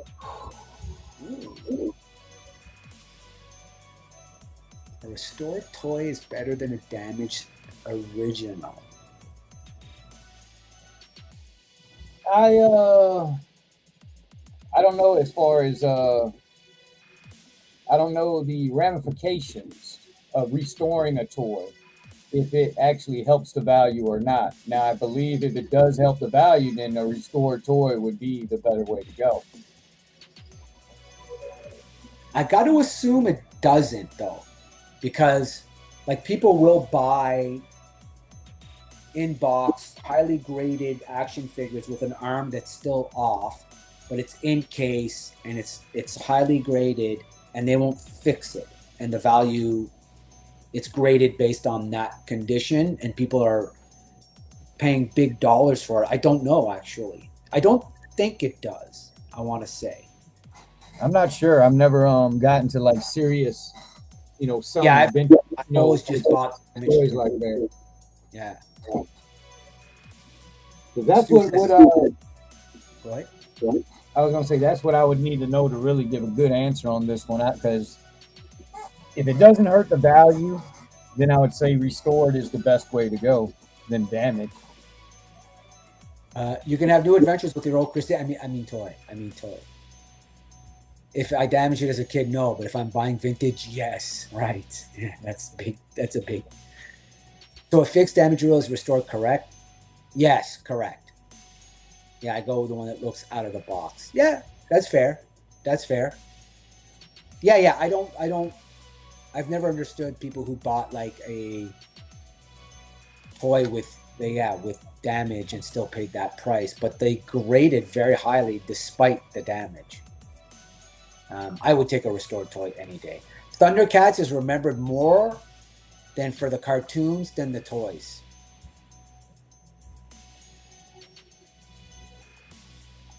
Thundercats is remembered more for the cartoon than the toys. I would agree. Yeah, I agree with that one. For what the stuff they would do, the stuff the characters would do, like Chitara running fast or Tiger disappearing, it all, you had to imagine that with the toys. So I think the cartoon was better. Yeah, I remember the cartoon a lot more. Oh, wait a minute, what's this?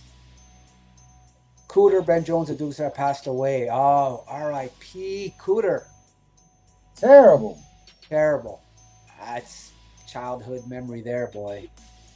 Yeah. Rest in power, my friend. Dan Alton says yes, he agrees. Stu says, Daddy says disagree. He remembers the toys more than the cartoon. Interesting. Stu says cartoon, or for me, it's the old audio from bloopers of making with the swearing from the voice actors. Right. Fair. That's fair. I gotta say, I remember Thundercats much more for the cartoon as a kid than any. I don't remember. I gotta be honest. I don't even remember. I don't think I had a friend that had a Thundercat toy as a kid. It was either. You had Thundercats, you had He-Man, you had Transformers, you had G.I. Joe on, you had all these shows, and the parents couldn't buy every line you were trying to get, so you had to pick your favorite two, and a lot of people went Joe Transformer.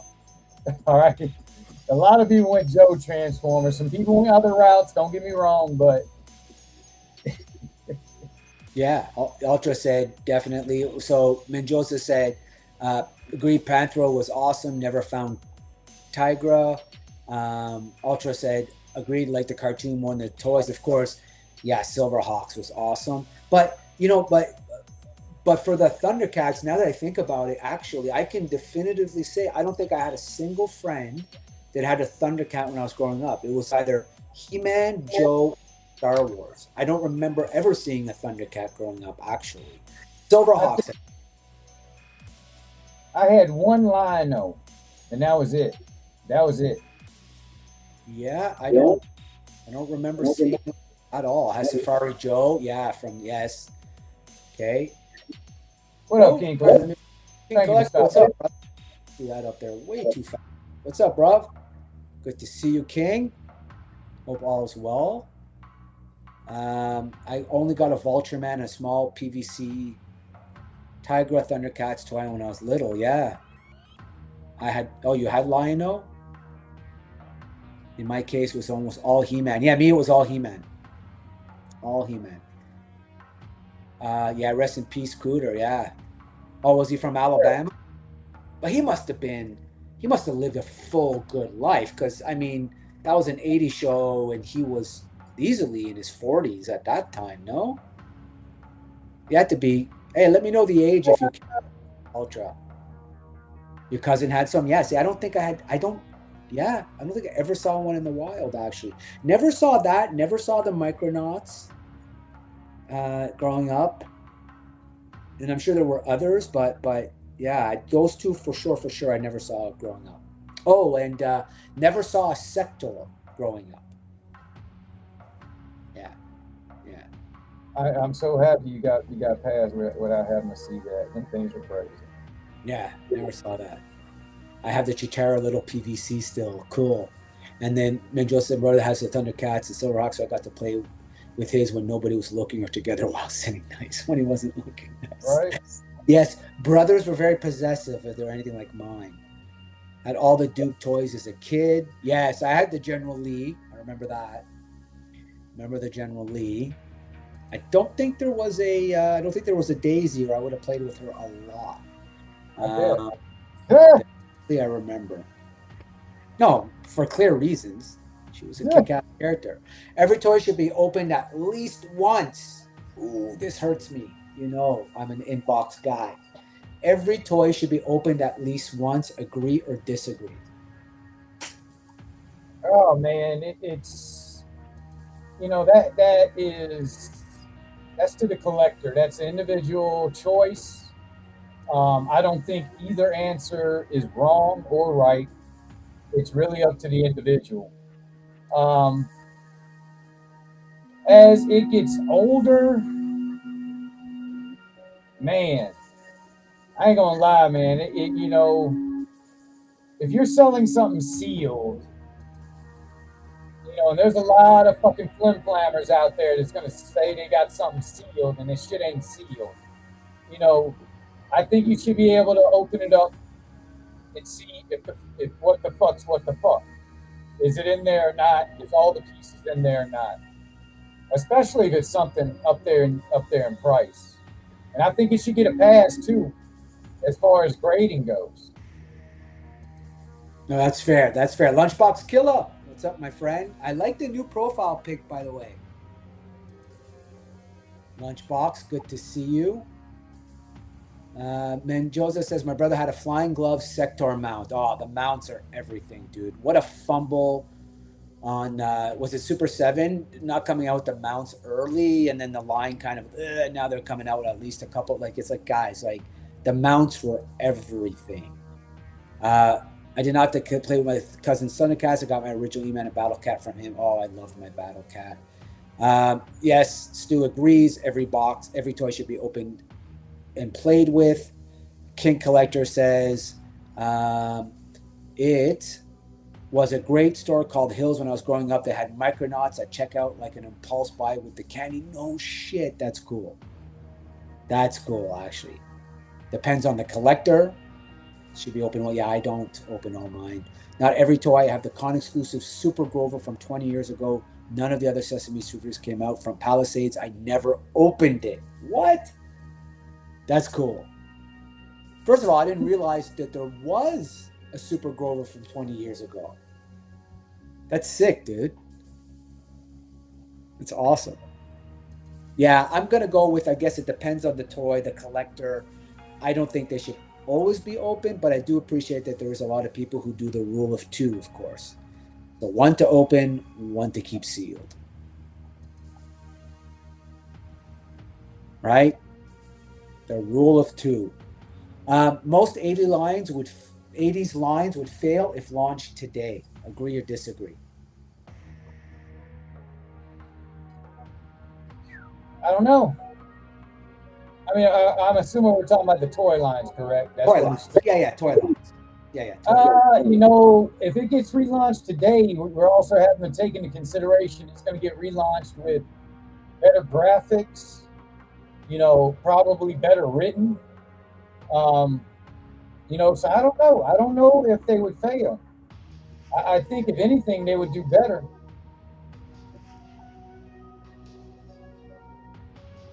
Yeah, I have to tell you, I think with the appetite of people today and the kind of the tie-ins and everything, I'm not sure that, and the sensitivities of today, I have to say that I agree that most 80 lines would probably fail if launched today. I talked to my nieces and nephews, and like the idea of a He-Man triggers them to no end. It triggers them to no end. Like, you know, like, that's all I can say. That's all I can say. I will say no more on that because I think I have to respect my nieces and nephews, and I have to respect that they come from a different generation and sees things differently, much like my parents saw things much differently than I did. I'm pretty sure as I was coming up, my parents were like, these fucking hippies are going to ruin the world. Just as we look at these today, right? I'm kind of interested. I'm kind of interested to know what their take on She-Ra was. Dude, you don't even want to know what their take on. You know what? So would I.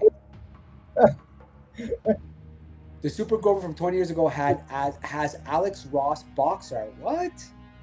Comes with soft clothes so he can change it to Grover Kent and phone booth. That's sick. I think it would fail for kids, but not for adults. Ultra, I think that's a good statement. I don't think so. They'll probably do better. King agrees with your statement. They would probably do better. Most of the lines needed the lore and better attention spans. Yes, that's where I was going with that a little bit as well. I think if it's the TV shows accompanied by toys, they would do okay. Yeah, possibly, right? King also added, collectors are more hardcore now. Adult collect harder now. Fair, but they are collecting those remember berries, right? So it'll be interesting to see, actually.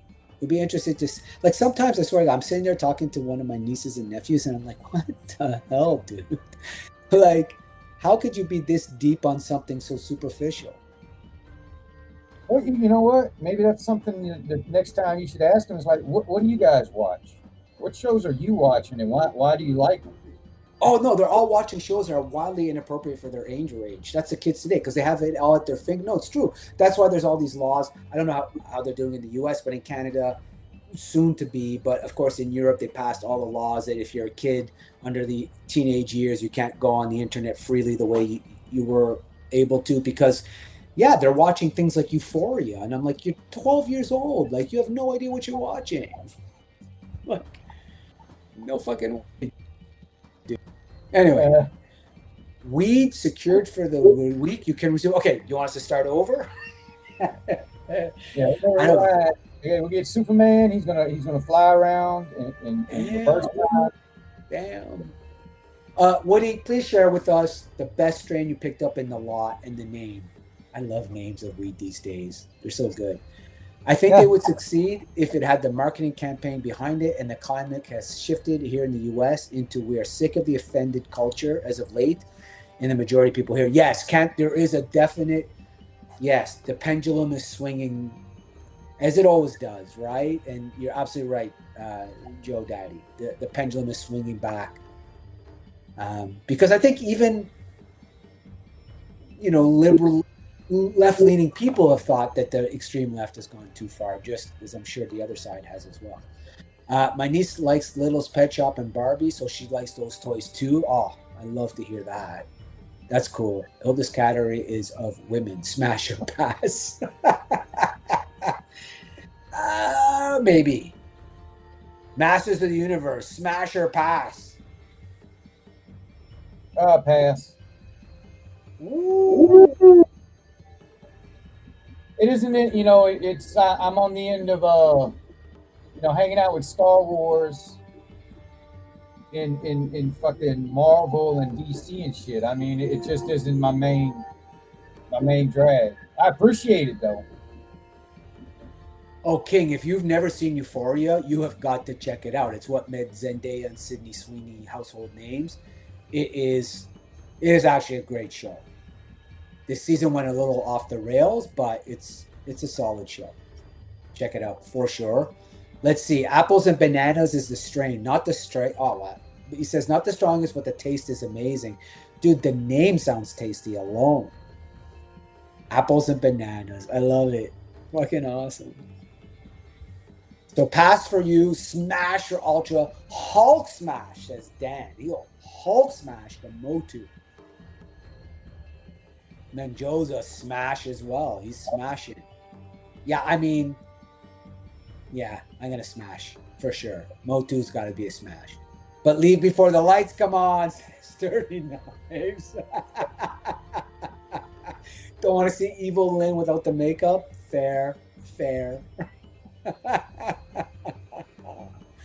That's good. I love that. All right. Smash or pass? Transformers. More than meets the eye. Smash. You're smashing. I'm passing. I'm a pass on Transformers. You know this. Just because I'm traumatized by how bad my G1s were and how much they... Yeah, that's childhood PTSD. That's a easy pass. So smash for you on the Transformers. Smash says Ultra. Smash says Dan. Oh, okay. Everybody's smashing on the Transformers. This one I think you can leave the lights on though. Hopefully they have like triple transformation. You get 3 different versions that you all like.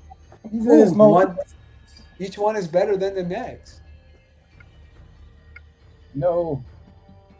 I feel like I've been on a date with that Transformer that started as one thing and then by the time the night was over had 10. It's crazy. people. I'm like, what? What? Still smash. Smash.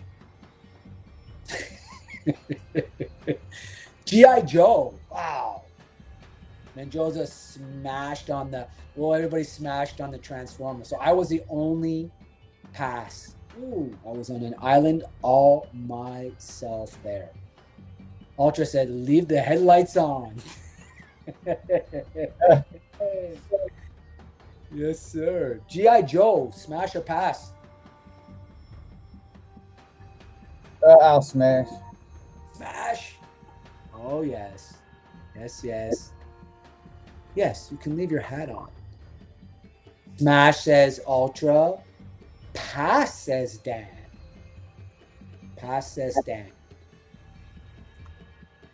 I'm a pass just because I never collected it. And I thought Crow had some great insight the other day on the Canadian subculture mindset when it came to G.I. Joe. I thought he had some insights there.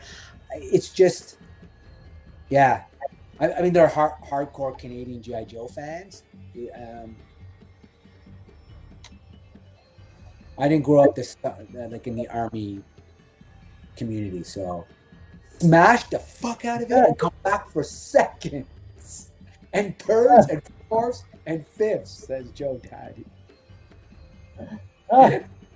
Mega smash. Oh yeah, Lunchbox kills 100%. I knew that was coming for sure. Smash that for sure. Yeah, see, Dan, I have to admit, I got my first classified as a gift. I got Pythona last year. I ordered Hooded Cobra Commander, the new one.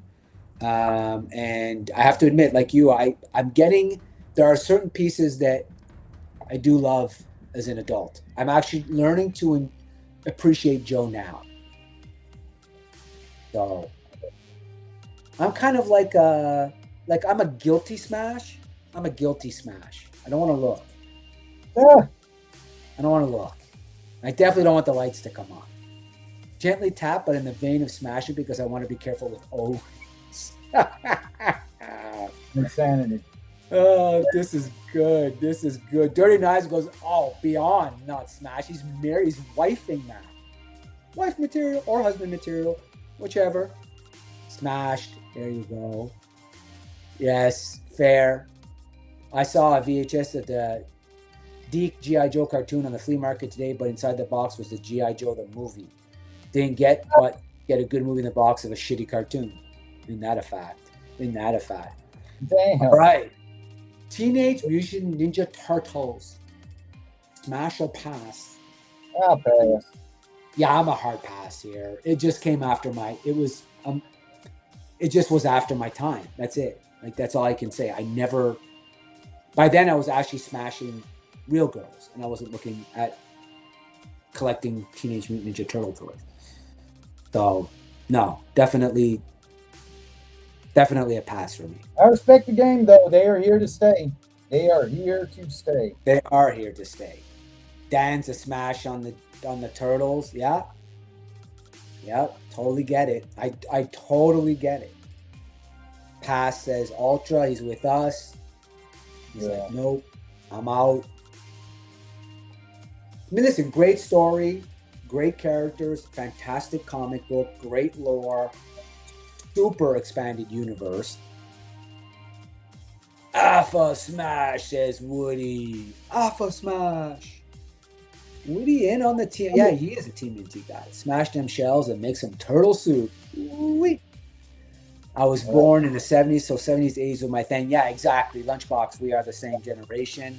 We are 70s babies. So I think that's TMNT for me just came way too late. I was on to other things. World views changed. Yeah, so a little initially, TMNT smashed the original comics and RPG, and my brother has the original Playmate figures. Right, there you go. Good point. Yeah, the original comic series, Uncle Phil was Shredder, damn it. That's funny. Guys, in case you don't know, and in case you're looking at the programming, we are going to stay on a couple minutes later than normal because Legend Series is not going this week. So Tony, we'll see you on the next one. So if you want to stick around. I don't know who else is streaming after us, but we're always happy to have you stick around. Or go check out. I'm sure someone's going at 8 o'clock. Hello, Destro. What's going on, brother?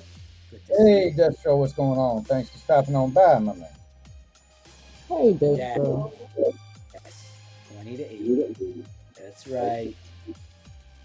Dan Olton says, the way Turtles reinvent themselves, they tend to pull me back in every once in a while. I like a couple different team and t-shirts. Yeah. No, yeah, 100%. So, Destro, we're doing the smash or pass game. We're asking people if they smash or pass on these franchises, these IPs, TMNT. Looked like it was a 50-50 split. Thundercats, smash or pass? Pass. So I'm a soft smash. I don't want the lights to come on because I don't want to see Mumra turn into like the Ever Living. But Tigra, mwah. Chitara, mwah. Panthro, awesome character. So I think I'm a smash on the Thundercats, man. I'm a smash on the Thundercats. Gotta pass.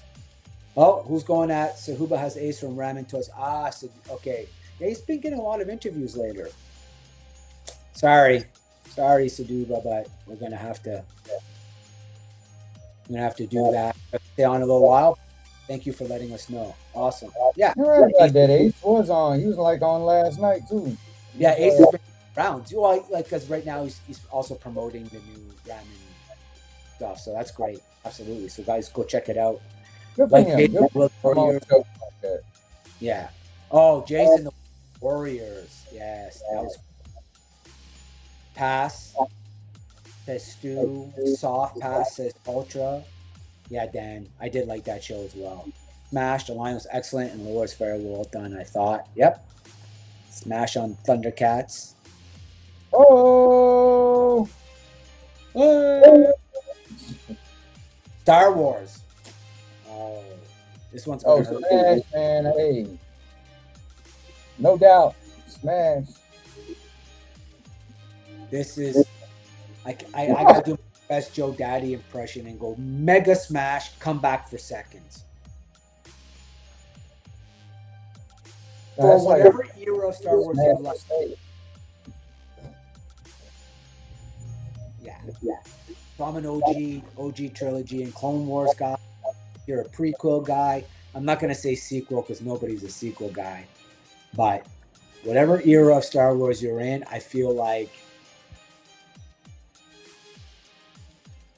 Lunchbox said, I did dig the Thundercats for a minute in TMNT. Yeah, for sure. For sure. Soft smash. Soft smash. All right, I'll take that.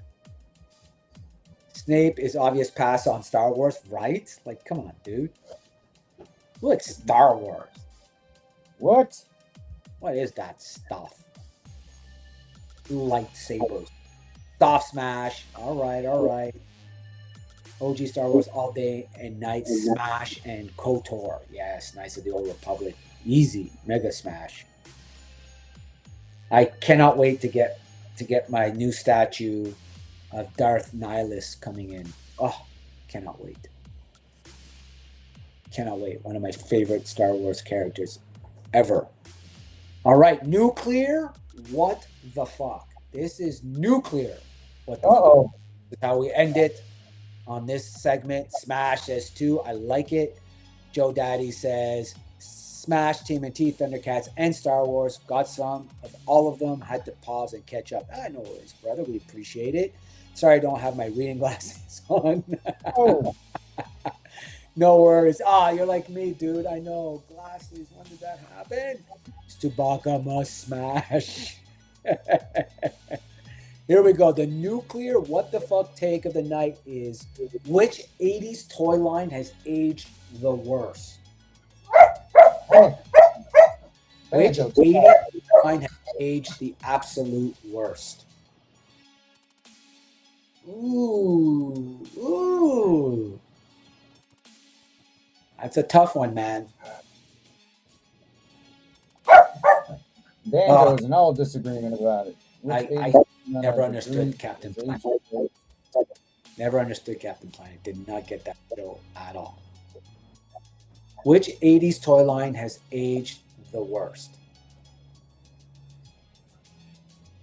I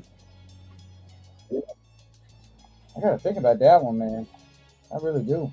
Shit, Dan. Star Wars. Dan coming on big with that one. That's a nuclear take right there. Star Wars. Not totally wrong, though, coming from a Star Wars guy. Kind of get that. Small Wonder Dolls. Shit, I don't even know that. Small Wonder. I don't remember that, actually. Dune. Oh, yes. Yes. Tron has aged terribly. That's a great call. Tron toys were terrible then. They're terrible now. They didn't put a lot into them. They didn't put a lot into them. They gave up. Yeah, exactly. Yeah, the 18 toys were terrible too. Lunchbox Killer also coming in with Star Wars. Hard to argue. Diminishing returns. I don't know that it's aged the worst for me. Man, Tron, actually. I was going somewhere else, but I do like the Tron call out. I kind of have to, I can't disagree with Tron. Yeah. I think Tron would have to win it, right? Which 80s toy line has aged the worst? Trying to think of what else has aged poorly. I think Well, the ones that aged poorly aren't around anymore. Yeah, that's what I was gonna say. Like, I think Dinobots aged poorly. No. Sorry, not Dinobot, Dino Riders aged very poorly. Yeah. Yeah, I'm gonna go Dino Riders. I think that was really big in the '80s, and not a lot of people. The TV show where Dad made a little girl robot. Oh shit! I remember that. That's funny. Hot Wheels. Can't That's a remember. good call, actually. Hot Wheels gotten smaller. Yeah. And then he says, "Just try spending a heart plug on your kid's Toon figure." Like, for real, dude. Right? Tron toys are awesome. Star Wars figures are better now. No, they are better now, but looking at the vintage ones, they did not age very well. Don't talk bad about Mr. D, though. Yeah, I don't want to. No, and make sure you dope them up before you get them on an airplane. OG Battlestar Galactica were awful. Yes. Battlestar Galactica, the originals were terrible. That's actually a good call there, too. Terrible. Well, I'm kind of looking at I'm looking at my old vintage Star Wars that I bought from my diorama, and yeah, these haven't aged very well. Modern Star Wars has, but this has not aged very well. No, sir. Hess Woody Mask is almost forgotten about at this point, and the releases those that are not selling proves it. That's a fact, actually. Yeah, Mask. I didn't understand why they would bring that back. I didn't get it. Loyal subjects brought that. I just don't understand. Oh yeah. I didn't think it was enough there to do that, but apparently there was enough to do a second wave. And can you believe Mego still puts out those terrible fucking, like, I don't understand why Mego was still. Yeah, it was. Yeah, that's what the Stu was saying. I love trying to just like the age poorly. They did. Yep. Enertech, the machine gun water guns, they aged worse. No, lawn darts aged even worse than that. Oh my god. TKOC? Oh, that's King Collector. Ah. All right. That was a good one, actually. You notice not a lot aged as well as we thought they would. All right. That takes care of our stomach. Now we're going to go a little overtime, as I said. Tony's not going on this evening, so we will get into doing a couple toy reviews. As you know, I look at statues mostly. So we're going to look at some statue news and then move on to our After Dark segment. You know what we like to do. So let's get into it, my friend. And just because Woody pointed something out to me, I feel pretty strongly that for Woody, I understand it's true. The After Dark, I've been a little more choosy about what I'm showing on After Dark now. Uh-oh. Yeah. I don't want to go too much into the and a bunch of Mego figures that somehow lost their clothes as a kid. I wonder how they lost their clothes. I bet. It was my brother. Yeah, my brother. That's who did it. That guy. After Dark, call Alpha. You know it, brother. All right, let's do this. You good, Graybeard? Oh yeah, let's go. All right, let's do it.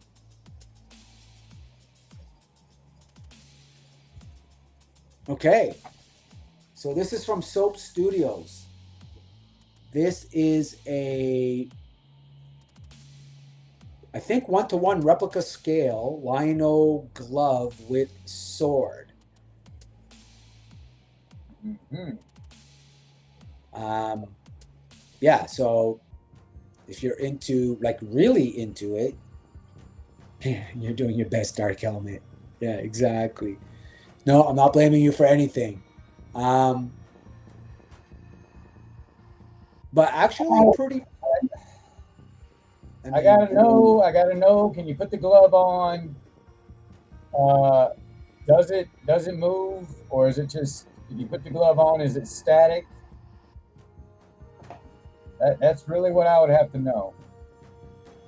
I'm gonna actually think that that's static. That looks like just a hunking piece of plastic that you just slip over your hand like the green Hulk gloves, fists. and then you hope the God can hold that fucking sword. Yeah. Yeah. Ooh. What? Damn. It doesn't come with a transparent stand? Oh, that's some bullshit. Oh, I see it now. My screen is blocked on that end. That's funny. Yeah, you're right. That actually makes it a pass for sure.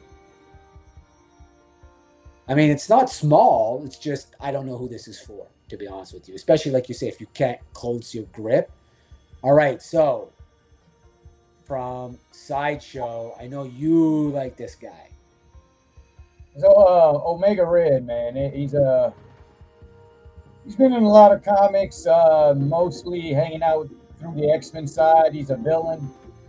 Russians' version of Weapon X, or the Soviet Union's version of Weapon X.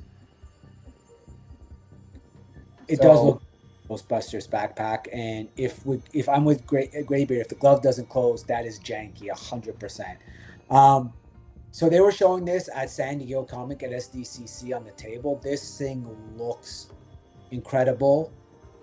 I do like the alternate portrait. Now, are you familiar with the comic version of him at all?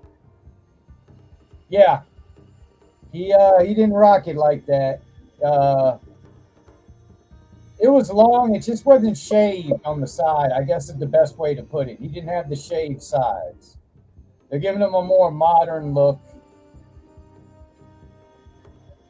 The sculpt is fantastic, though. The paint apps are on point. I love the fact that they even interlaid some silver into his skin up here. I do love the tattooing on the head. But if this isn't the original head, this is the alternate portrait. I mean, this is going to be polystone. I don't know where they're pulling this, I don't know where they're pulling from for it, though. It's just OG Omega Red. He looked like fucking 80s, man. He had a shitload of hair. Which I think is right here. Yeah, there you go. Yeah. Yeah. So, yeah, great tones. Really, really fantastic stuff. I do like the alternate heads. I'm actually partial to the one on the right, but that's because I kind of like that faux hawk look. But the one to the left is more the comic accurate version. Yeah, yeah. Yeah, so like Ultra, Destro's also saying he doesn't like the head very much. Omega Red looks like Scaron from Farscape. Oh, yes. Good call. Need an alternate head? Yeah, exactly. No, I think the alternate heads will sell. Yeah, the first pick looks good. So now, what's this actually? What is this? Is that coursing through his veins? Yeah, man. He's got these tendrils that come out of his arms. He's like it's weird. He can wrap you up in them, give you electric shocks. It's also that I think those tendrils are also made of antimanium, the same shit Wolverine's got on his damn claws. I mean, it's literally the Soviets' version of Weapon X. Their Weapon X program came up with this to put up against Wolverine. Yeah, so this is on pre-order right now at Sideshow. As I said, I mean, not something I would get because I don't collect Marvel, but I do love this sculpt. So, I mean, and if you saw anything from the SDCC booth, this thing looks even better in person. My older brother was a Star Wars, then my other brother was He-Man, and then me was G.I. Joe. Everything else was played with. Everything else we played with. Yeah, that's cool. Like, talk about like that generational. That's great. 3 kind of phases, right? Like covering the best of all of them. What a great time to be in that household. And you know what? 19 inches. So this actually fits on most shelves, which I like. I like when they don't go crazy. So from World of Warcraft, of course, you got this is the Lynch King. Yep. So, yeah. So 1/10 scale looks really, really nice. I'm not familiar with the IP very much. Were you a player at all?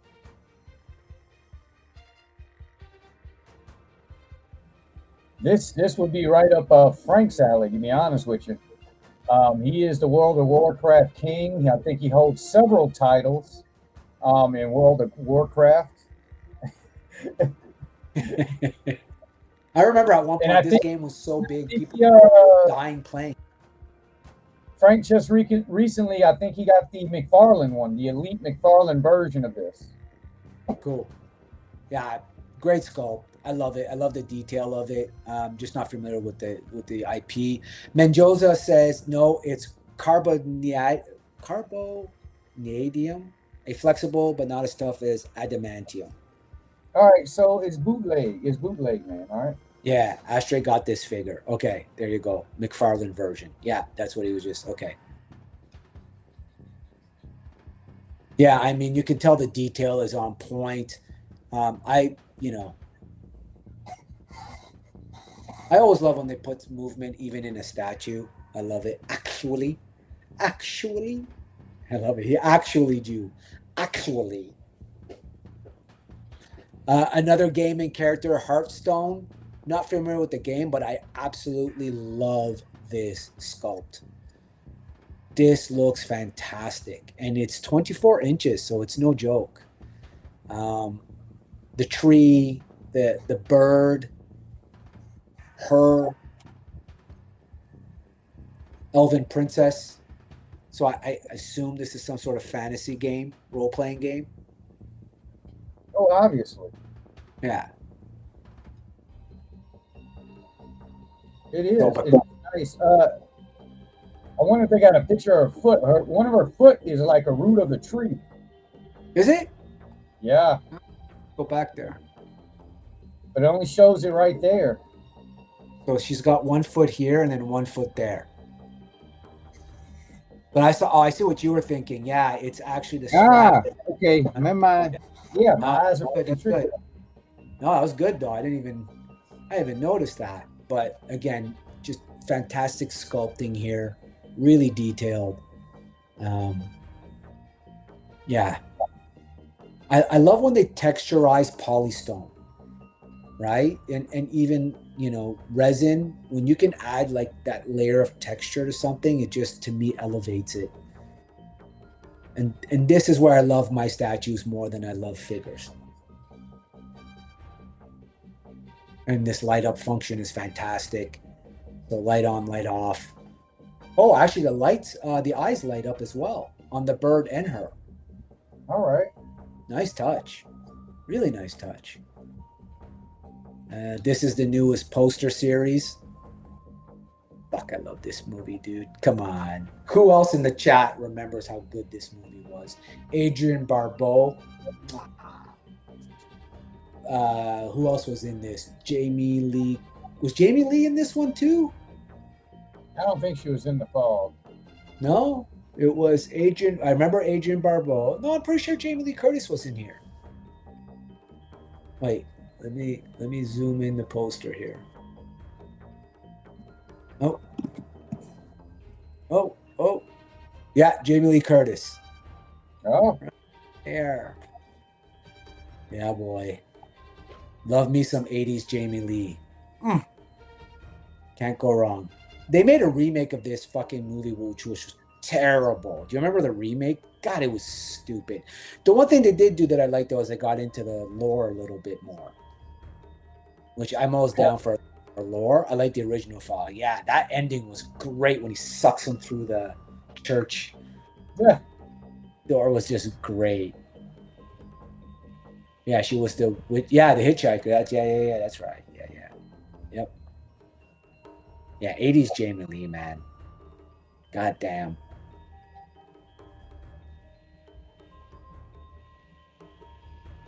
And here's this cool little. So speaking of Teenage Mutant, now I'm never going to buy a Teenage Mutant Ninja Turtle. However, this is the new diorama series, which I think is actually pretty cool. And why it's cool is this is actually all built into a shadow box. The fog was incredible. Yeah, that original Mendoza, the remake, tried to start his career. Yeah, exactly. Jesus Christ. But again, they got into the lore a little more, which I appreciated. But yeah, so anyway, this is the PCS line. So you can see this actually comes with the shadow box. So it's pre-built in the shadow box with these light up features inside of it, including these cool blue lights and then the campfire. So I actually like that. I would be more into, I wish they would do more of this. Like, give me the figure in a box already with lights and everything. I'm down for that 100%. And I think this is from the second movie, if I'm not mistaken, TMNT 2. But no, this wasn't from the second movie, I don't think. no? Nah. Splinter was alive and well through the second movie. Okay. Okay. I mean, great sculpt. Love it. He's a little meh, but they're well sculpted. I like them in those. Well, he lights up, right? He lights up.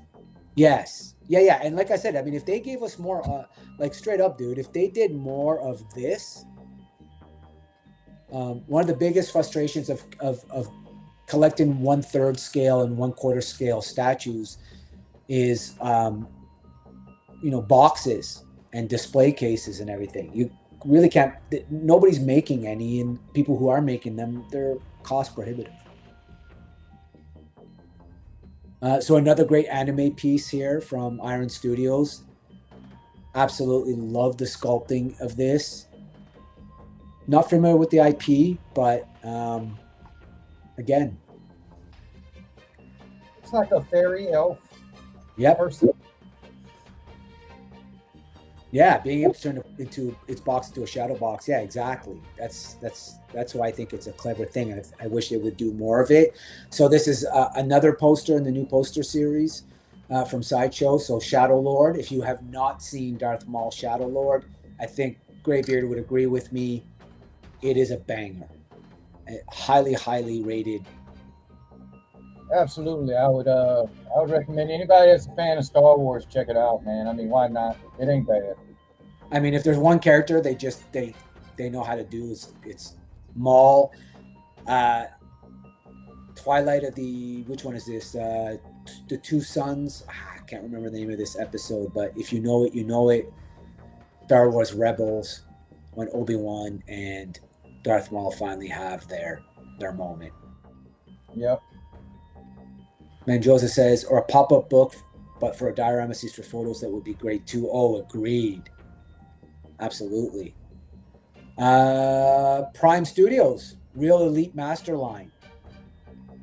Woman of Tomorrow, which I think is what we were supposed to see. Oh, Instead, we got whatever the fuck that was. But anyway, this is the statue. What are you going to say? Prime one, right? 1/3, 1/4 scale. Absolutely perfect sculpting. Massive pieces. This is the young girl, of course, looking for vengeance on her killer of her families. I wish we had gotten this story. We didn't. I enjoyed Supergirl. Yes, I'm one of those. It was entertaining. That's all I want. That's all I expect from DC these days. Just entertain me. And for that, I didn't think it was terrible. But yeah, I'm digging this statue. I'm really digging this statue. So, if you're into Prime 1, now. Okay. Yes. This queen from Prime 1 Studios, Aliens, the sequel, is absolutely insane. You get the xenomorph so you get the egg, the face hugger and the egg see-through. Okay. You get the full scene from the end of the movie where she's actually popping out the eggs. Oh, shit. Ooh. Okay. Light-up feature. 2 different sculpts. I mean, look at this thing. Cooter, what's up, brother? What up, Cooter? What's going on, man? Thank you for joining us. I mean, the scale is incredible. I mean, this is an incredible piece. Now, I think, and look, you even get the factory, glued to the factory. Fuck, Prime 1, dude. they're crazy. You get little Xenos protecting her. Look at the price on this thing, though. This is in your US dollars. This thing is $9,000. Who the dude? Holy shit. There's only 40 of them being made. Ah, that's why. Okay. But come on, man. I mean, all right. Well, you know what? Hang on a second. Woody's getting 4 of them, by the way. Shit. So now there's only 36 left. All right, hang on a second here. We're dealing with $8,700. Holy fuck. You said 40? Yeah, 40. 40 are being made at $8,700. It is. Man, Let me give you.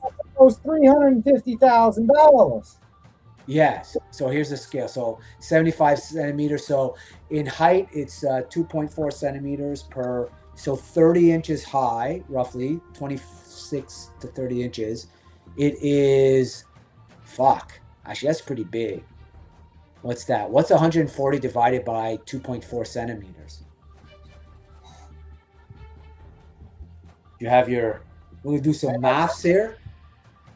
140 divided by. Look at us, eh? Oh, hey, I'm mathing. 140 divided by 2.4 equals. It's fucking 60 inches wide. Holy fuck! It's 5 feet long. Holy shit! Holy fuck. Dude, that's crazy, actually. Okay, now I'm starting to understand why it's fucking $10,000. Holy shit, that's big. Okay, now I get why it's, honestly, I get why it's $9,000 now. Well, and then, like you said, they're only making 40. I mean, that's a real low number. Real low. You know?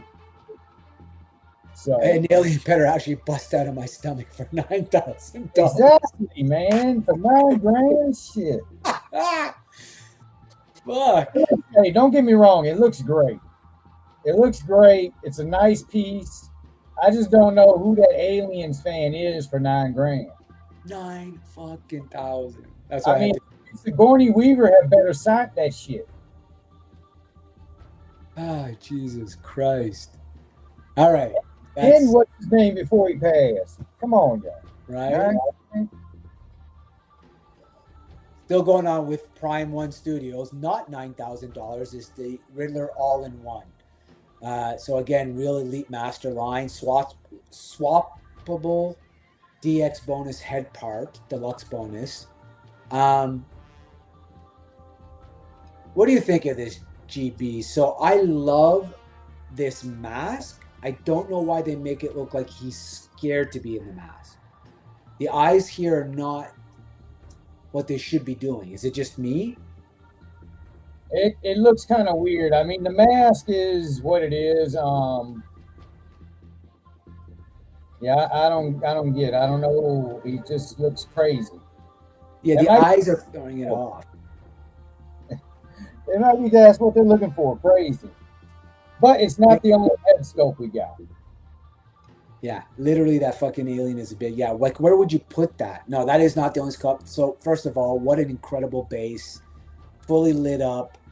Yeah, the eyes are throwing it off, but fantastic sculpt in the suit. Obviously, the staff, all this behind is 100% lit.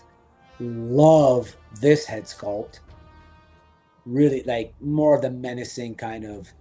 Right, thank you. Yeah, that's what it is, right? Yes, Menjoza. Yes. Will it? Right? Is this the stunt double? Yeah, the gimp. Like, for real, dude. And then, of course, the one with the classic look to me is bang on.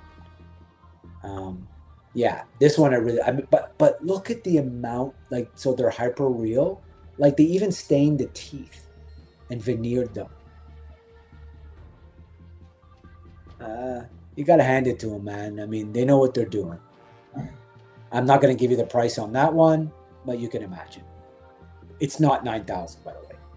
J&D Studios, known for their super hyper realistic lifelike figures, very very rare, very hard to get. This is their Watto and Young Annie.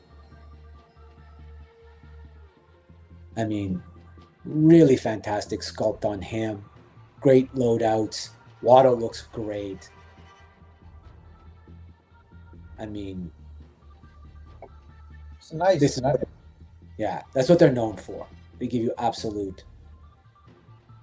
They got the kid down. Hard to argue with Mendoza here. Right. Yeah, like for real, 100%. This is for Alpha, of course. This is their Jinx. She looks absolutely phenomenal. Yeah, oh yeah, the Riddler's a great skill. Gang, Lady V.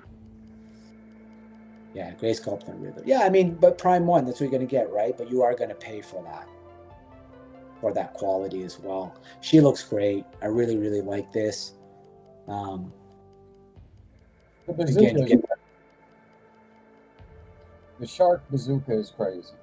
it's so good. And look at their, I mean, Hey, it's Cumberbatch. yeah, like literally, this is a statue, by the way. Nice. Yeah. That's pretty damn fucking. They obviously got the facial scans directly from Mr. Cumberbatch. Correct. And that's what J&D gives you. I mean, look how absolutely real this is. They've even put the hair, like all this is the skin texture. Why the fuck do we still got wax museums? This is it right here, man. Oh, yeah. Should take over wax museums. Yeah. No, this is incredible. So it's interesting to me. It's almost too lifelike for me. I have to be honest with you. I don't know that I would want this in my house and walk by this. Do you know what I mean? Like, it's weird. Like, you understand what I'm saying? Like, it's almost too good, right? I'm like, I don't actually want Benedict Cumberbatch in my house.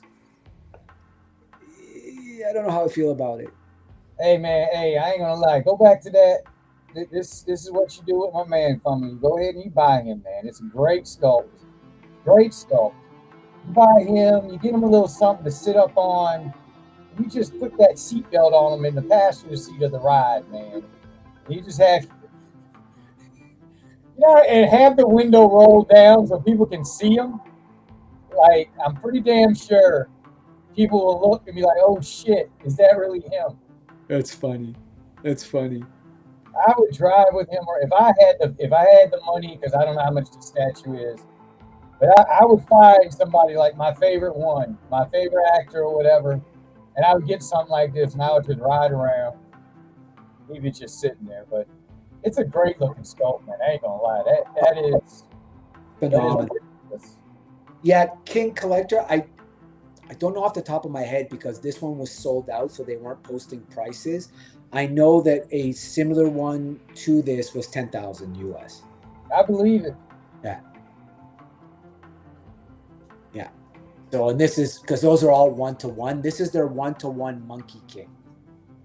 And I mean, look at the incredible detail in this guy. And this guy was almost, he was over 10,000. I'm just showing this because this is statues where they're at. Obviously, this is not. But I do like to show off J&D just because I think, they are the best in the game. Statues have higher detail, way more. Yeah. Everything, a lot more is put into something like this than an action figure. Oh, yeah. And I appreciate that. And then you have limited numbers that drive up the price, and they look great. The only thing with statues is that you got to dig the pose they're in, because the pose kind of makes it as well for me. Pose is everything. Yeah. I mean, look at this way. Look at her. Look at that. Dude. Jeez. It's almost freakishly good. I mean, this, like you said, I mean, this is them getting permission to get one-on-one full facial scans. This is a one-to-one statue, by the way. Like, this is like you have a life-size Anne Hathaway Catwoman in your house. Now that's actually freakier than the cover. That's actually freakier. Something like that, man, that you're always thinking somebody, especially if you put it like right at the front door. When somebody comes in and like they walk right into it. Look, all I'm gonna say is if you're a single guy and you're dating somebody and you walk into your house and you introduce your girlfriend or your date or somebody you want to be your mate to a life-size Anne Hathaway statue in your house, it's not gonna end well for you, man. It's not gonna end well for you. All right? I don't know who's buying this. I don't want to know. Hey, look, what you do, it's simple, y'all. To make it unweird, all you need to do is get a little chain and a sign, wrap it around her neck there, and just put on the sign, I like to watch. There you go. All right? That's it. And everything will be okay. So only 99 of them, by the way, and they don't. And smart, they don't sell them to Americans or Canadians. Wow. They come with it. That probably comes. Look, we were looking at $10,000 statue a minute ago. So this thing has got to go. It's got to go for a 50 plus. Oh, yeah, I can't. Yeah, I can't imagine. They don't even give a price. And all they say is where it's not available, which you'll notice Canada and the US are not in there. They're like, yeah, life size. Yes. Yeah. No holes though. There are no orifices. Come on now. It's a family-friendly show. Oh, my bad. This Cthulhu. I don't know how to say it right, y'all. I call it Cthulhu, but Squid Head. It's the year of the Squid Head, y'all. Right, King? They're selling them in every country where apparently they're more upstanding citizens, such as China, Australia, New Zealand, Japan, Europe, Middle East, Africa, South Korea, Indonesia, Malaysia, Philippines, Singapore, Thailand. A lot of South Asian and East Asian countries. But, well, Europe's in there. And Australia, well, if Tristan were here, he'd tell you those guys. But yeah, anyway, this thing is fucking. Hey man, I got a feeling somewhere over there in Japan is where everybody's got one. Something tells me you're right at $50,000 a piece. But this thing's awesome. This thing's absolutely amazing. I mean, you don't notice until you get back here, but that's actually like a person's feet and body. Like that's a back. I didn't know that. I didn't know Cthulhu had like a human form at the back. Yeah. Oh, yeah. H.P. Lovecraft said you'll saw you pronounce it with your tongue held to the top of your mouth. Ah, Cthulhu. Got you. Yeah, I love this statue. If Frank were here, he'd be drooling. This is right up his alley. $700, not bad. Not bad at all. Human muscle model.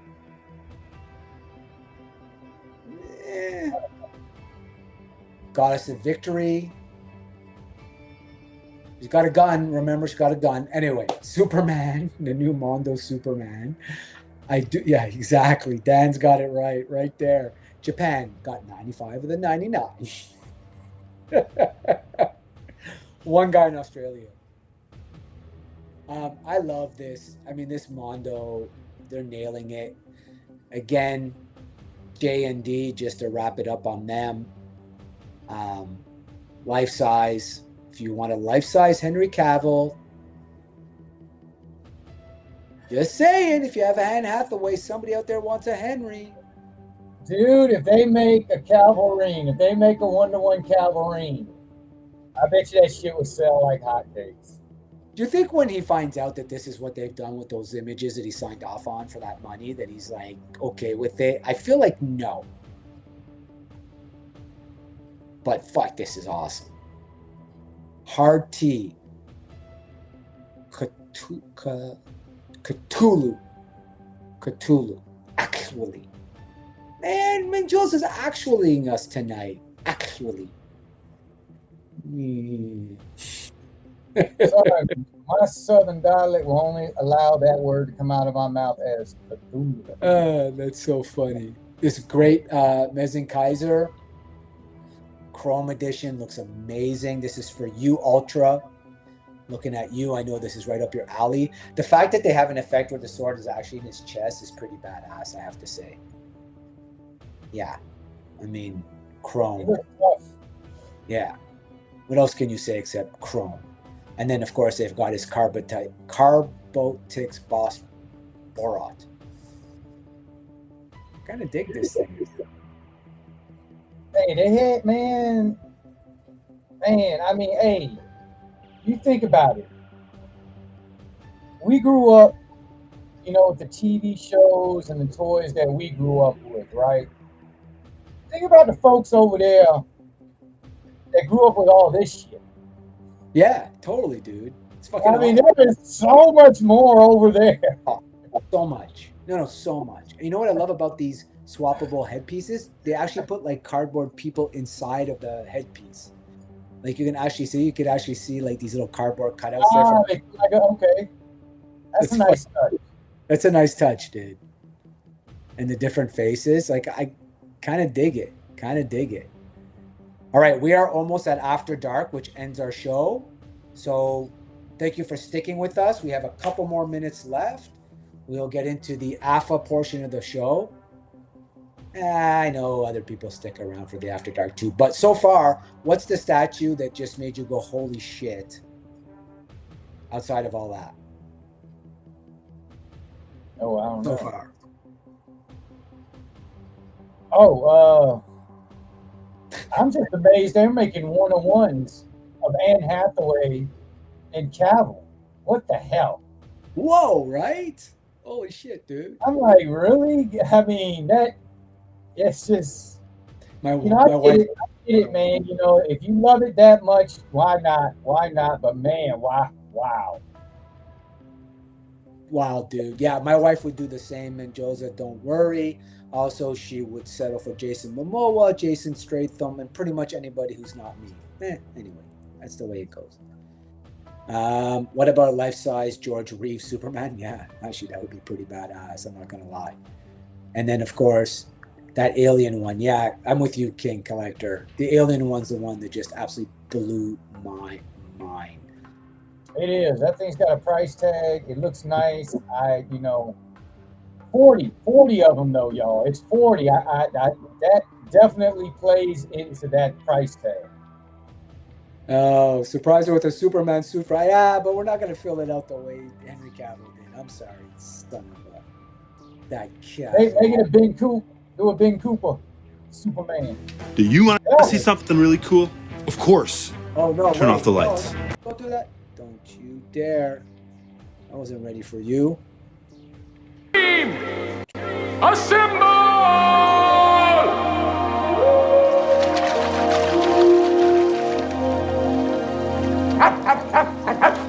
News team, assemble! Era. So.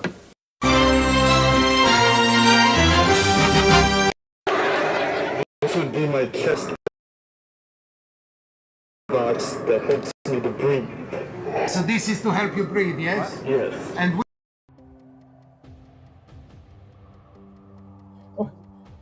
I don't know what's happening. I've lost We're out control. of control, y'all. We have I've lost lost control. That's it. Control. Completely off the rails. I can't even see. You did not. No, did not- Alpha did not miss the. If I can like actually find where it's supposed to be, there we go. Yeah. Okay. It's not. It's not alive without something like that, I think. Right? Right? Is that fair? It's not alive without something like that. All right, After Dark, here we go. Let me cue it up first of all. And then, I had thought you slicked went freaking smoking Joe, man, and cut it like Shane. right? No. Ah, Here we go, though. We got it now. It's going. Do you want to see something really cool? Of course. Turn off the lights.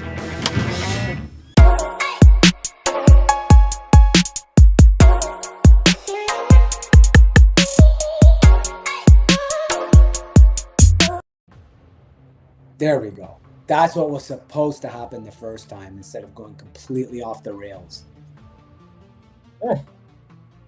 Okay, it's the After Dark section where we start with these JB League bodies. And this, I love. Okay, hold on a sec. First of all, I think people are still reeling from the one-to-ones. I used to sell one-to-one life-size statue of Darth Vader, Predator, and Alien at Sharper Image. Oh, cool. Like the cardboard cutouts. I love that. I love. I said Ooh, one-to-one Quora from Tron Legacy. Clarify, Menjoza, clarify. Yeah, clarify. Yeah. No need. No, Now, he okay. said statue. He did say statue. How much, Menjoza? I'm interested now. You have piqued my interest. What does Sharper Image want for Vader? Did he say statue? I thought he meant cardboard cutouts. I don't know, man. He said, here's a statue, man. But Sharper Image? No, that can't be. Okay, Alpha, you're going to love this. Okay, right? Her face is brushes. Okay, this has got to be some of the best marketing ever. So they blur her face like she's a real person, right? They're like, because like it's a fucking toy. I love it. So they blur her face in the first picture, second picture, because remember you're buying this body for customization, and then boom, just okay, fine, okay, just all right, there she is. Anyway, I thought that was clever. Blurred face. So if you're a customizer, you need a 1/12 female body. Very cool model body. VCD07D. I'm pretty sure that this is removable. And I think that's the whole point of these. Pretty damn sweet sculpt, though, I have to say. Face is dead on. Yeah, she's in witness protection, right, dude? Like, that's fucking brilliant. I love the way. 3,000 at the time to 5,000 for Vader. Wow, that's cheap. Put a nipple right here. You got it. Put a nipple right there. Good night. She is in witness protection. Yeah, exactly. The name. Very cool model body. Yeah. Super duper model body. Number 7. Hey, this is right up Alpha's alley. She got bunny ears and everything. Buddy, look at the left hand right now. Look at her left hand. It's ridiculous, man. What is she doing with the left hand? I don't know, man. It's too much side boob. There's under boob. Like, what is going on with this right now? BBTS? I think she's going to Buc-ee's. Wow, Stan Winston quality. That's insane, dude. That latex. Wait a minute. God damn. If those Vaders and Predator and shit, that's super cool. And then here's her friend who also is in witness protection. Oh my goodness. Where is AFA 112? Table not included. I have to add. But again, great sculpt, soft goods. Hair looks actual hair. So, and then here again, female red body to go from one to another. This is cool as hell, though. Now, there's people in the chat that are children of the 70s like me. There was a guy on PBS who was dressed like this with a suit, with curly hair. His name was Mr. Body. Mr. Body. Do you remember? Mr. Body. And he would tell you what to eat and like tell you all about your internal. Yeah, man. He was like a little medical advisor. Ooh, Pumpkinhead. That's fucking dope, dude. As soon as I get the room, I'm taking out my PCS 1/3 scale Pumpkinhead statue. Cannot wait to do that video. Walkers of the Night. Yeah, exactly. Like, come on now. No, you remember? I remember that guy, right? Yeah, you remember that guy, Mr. Body. He was awesome. He was on PBS. It's like as soon as I saw this, I thought, yep, that's 100% who I'm thinking of. 100%. Yep. My Good Body was what I went to actually. I went to Hellraiser when I saw it. Oh, you went to Hellraiser. Night. This would actually be great for you guys that love the Predator and you want to do a diorama. You get a few of these guys strung up. Yeah, it was a pulled inside out Richard Simmons. Heck yeah, nutritional superhero, Mr. Body. Yeah, he was awesome. Like, I loved that when I was a kid. I feel like it was part of the Captain Kangaroo show. I don't know why I don't know why I'm thinking that. It's for sure it was PBS. Company, Sesame Street, somewhere in there. He was in Correct. there. He was in the mix. For sure PBS, 100%.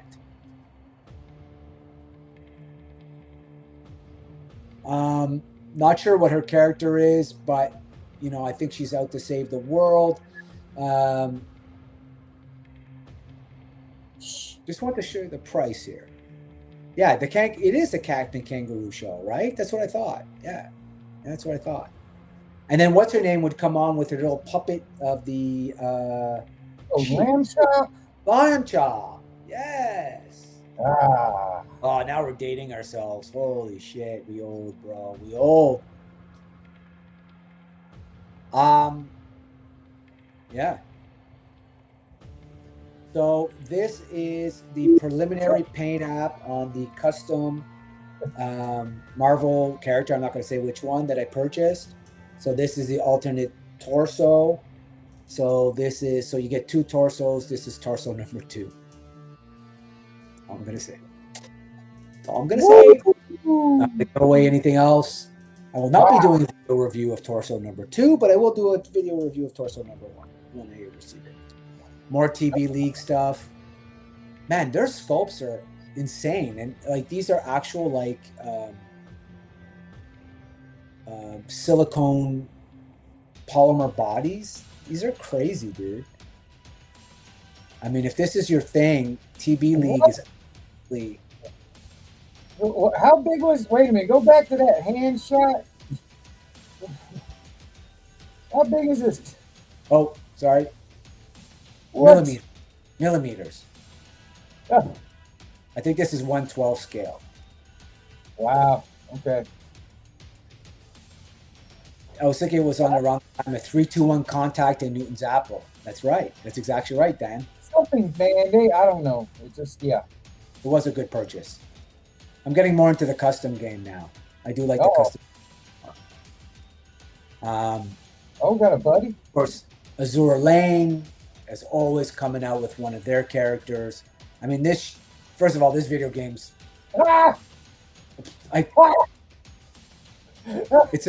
It's a side-scroller shooter game. I have to add that. This is a side-scroller. Whatever the fuck that's worth. Right, the head sculpts are crazy, right? To see him his face, like, dude, like they really put in... JB's dying right now. JB's dying. Yeah, it's a side-scroller video game. Like, what the fuck, dude? And yeah. Look at the price. Come on. What are we talking about here? It's crazy. We're talking about the black hole here, y'all. Disney's the black hole right here. Like, I love the BBTS is all over these. And then Cyberpunk Fighters Club. So if you're somebody who's into the Chun-Li looks, you got Blazing Rose and Shadow Princess. That's some crazy, crazy joints on this, though.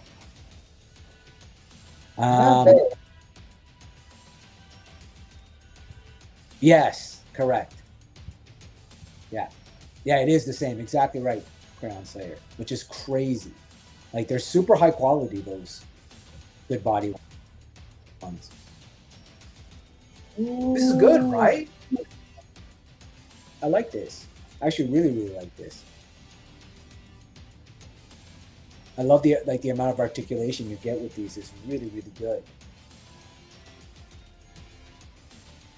And of course, Whoa! I just saw finally on 5K that they are completely sold out, which means I will eventually actually get this goddamn thing this year, which I cannot wait for. Alpha did order all those. And Shadow Princess looks nice. Agreed, 100%. But yeah, that will be my first. Oh my goodness! There you have it. That is After Dark for this week. We kept it as PG as we possibly could. We always do. Remember, we are just here reporting the news. You can see all these images on BBTS without any filter, so we're not certainly breaking any of those rules. Yeah, my friend, what you got coming up? We got the Hunt on Tuesday coming up, live on Thursday, of course. Gonna be back with you next Sunday here again. Hunt on Saturday. That's pretty much it for right now.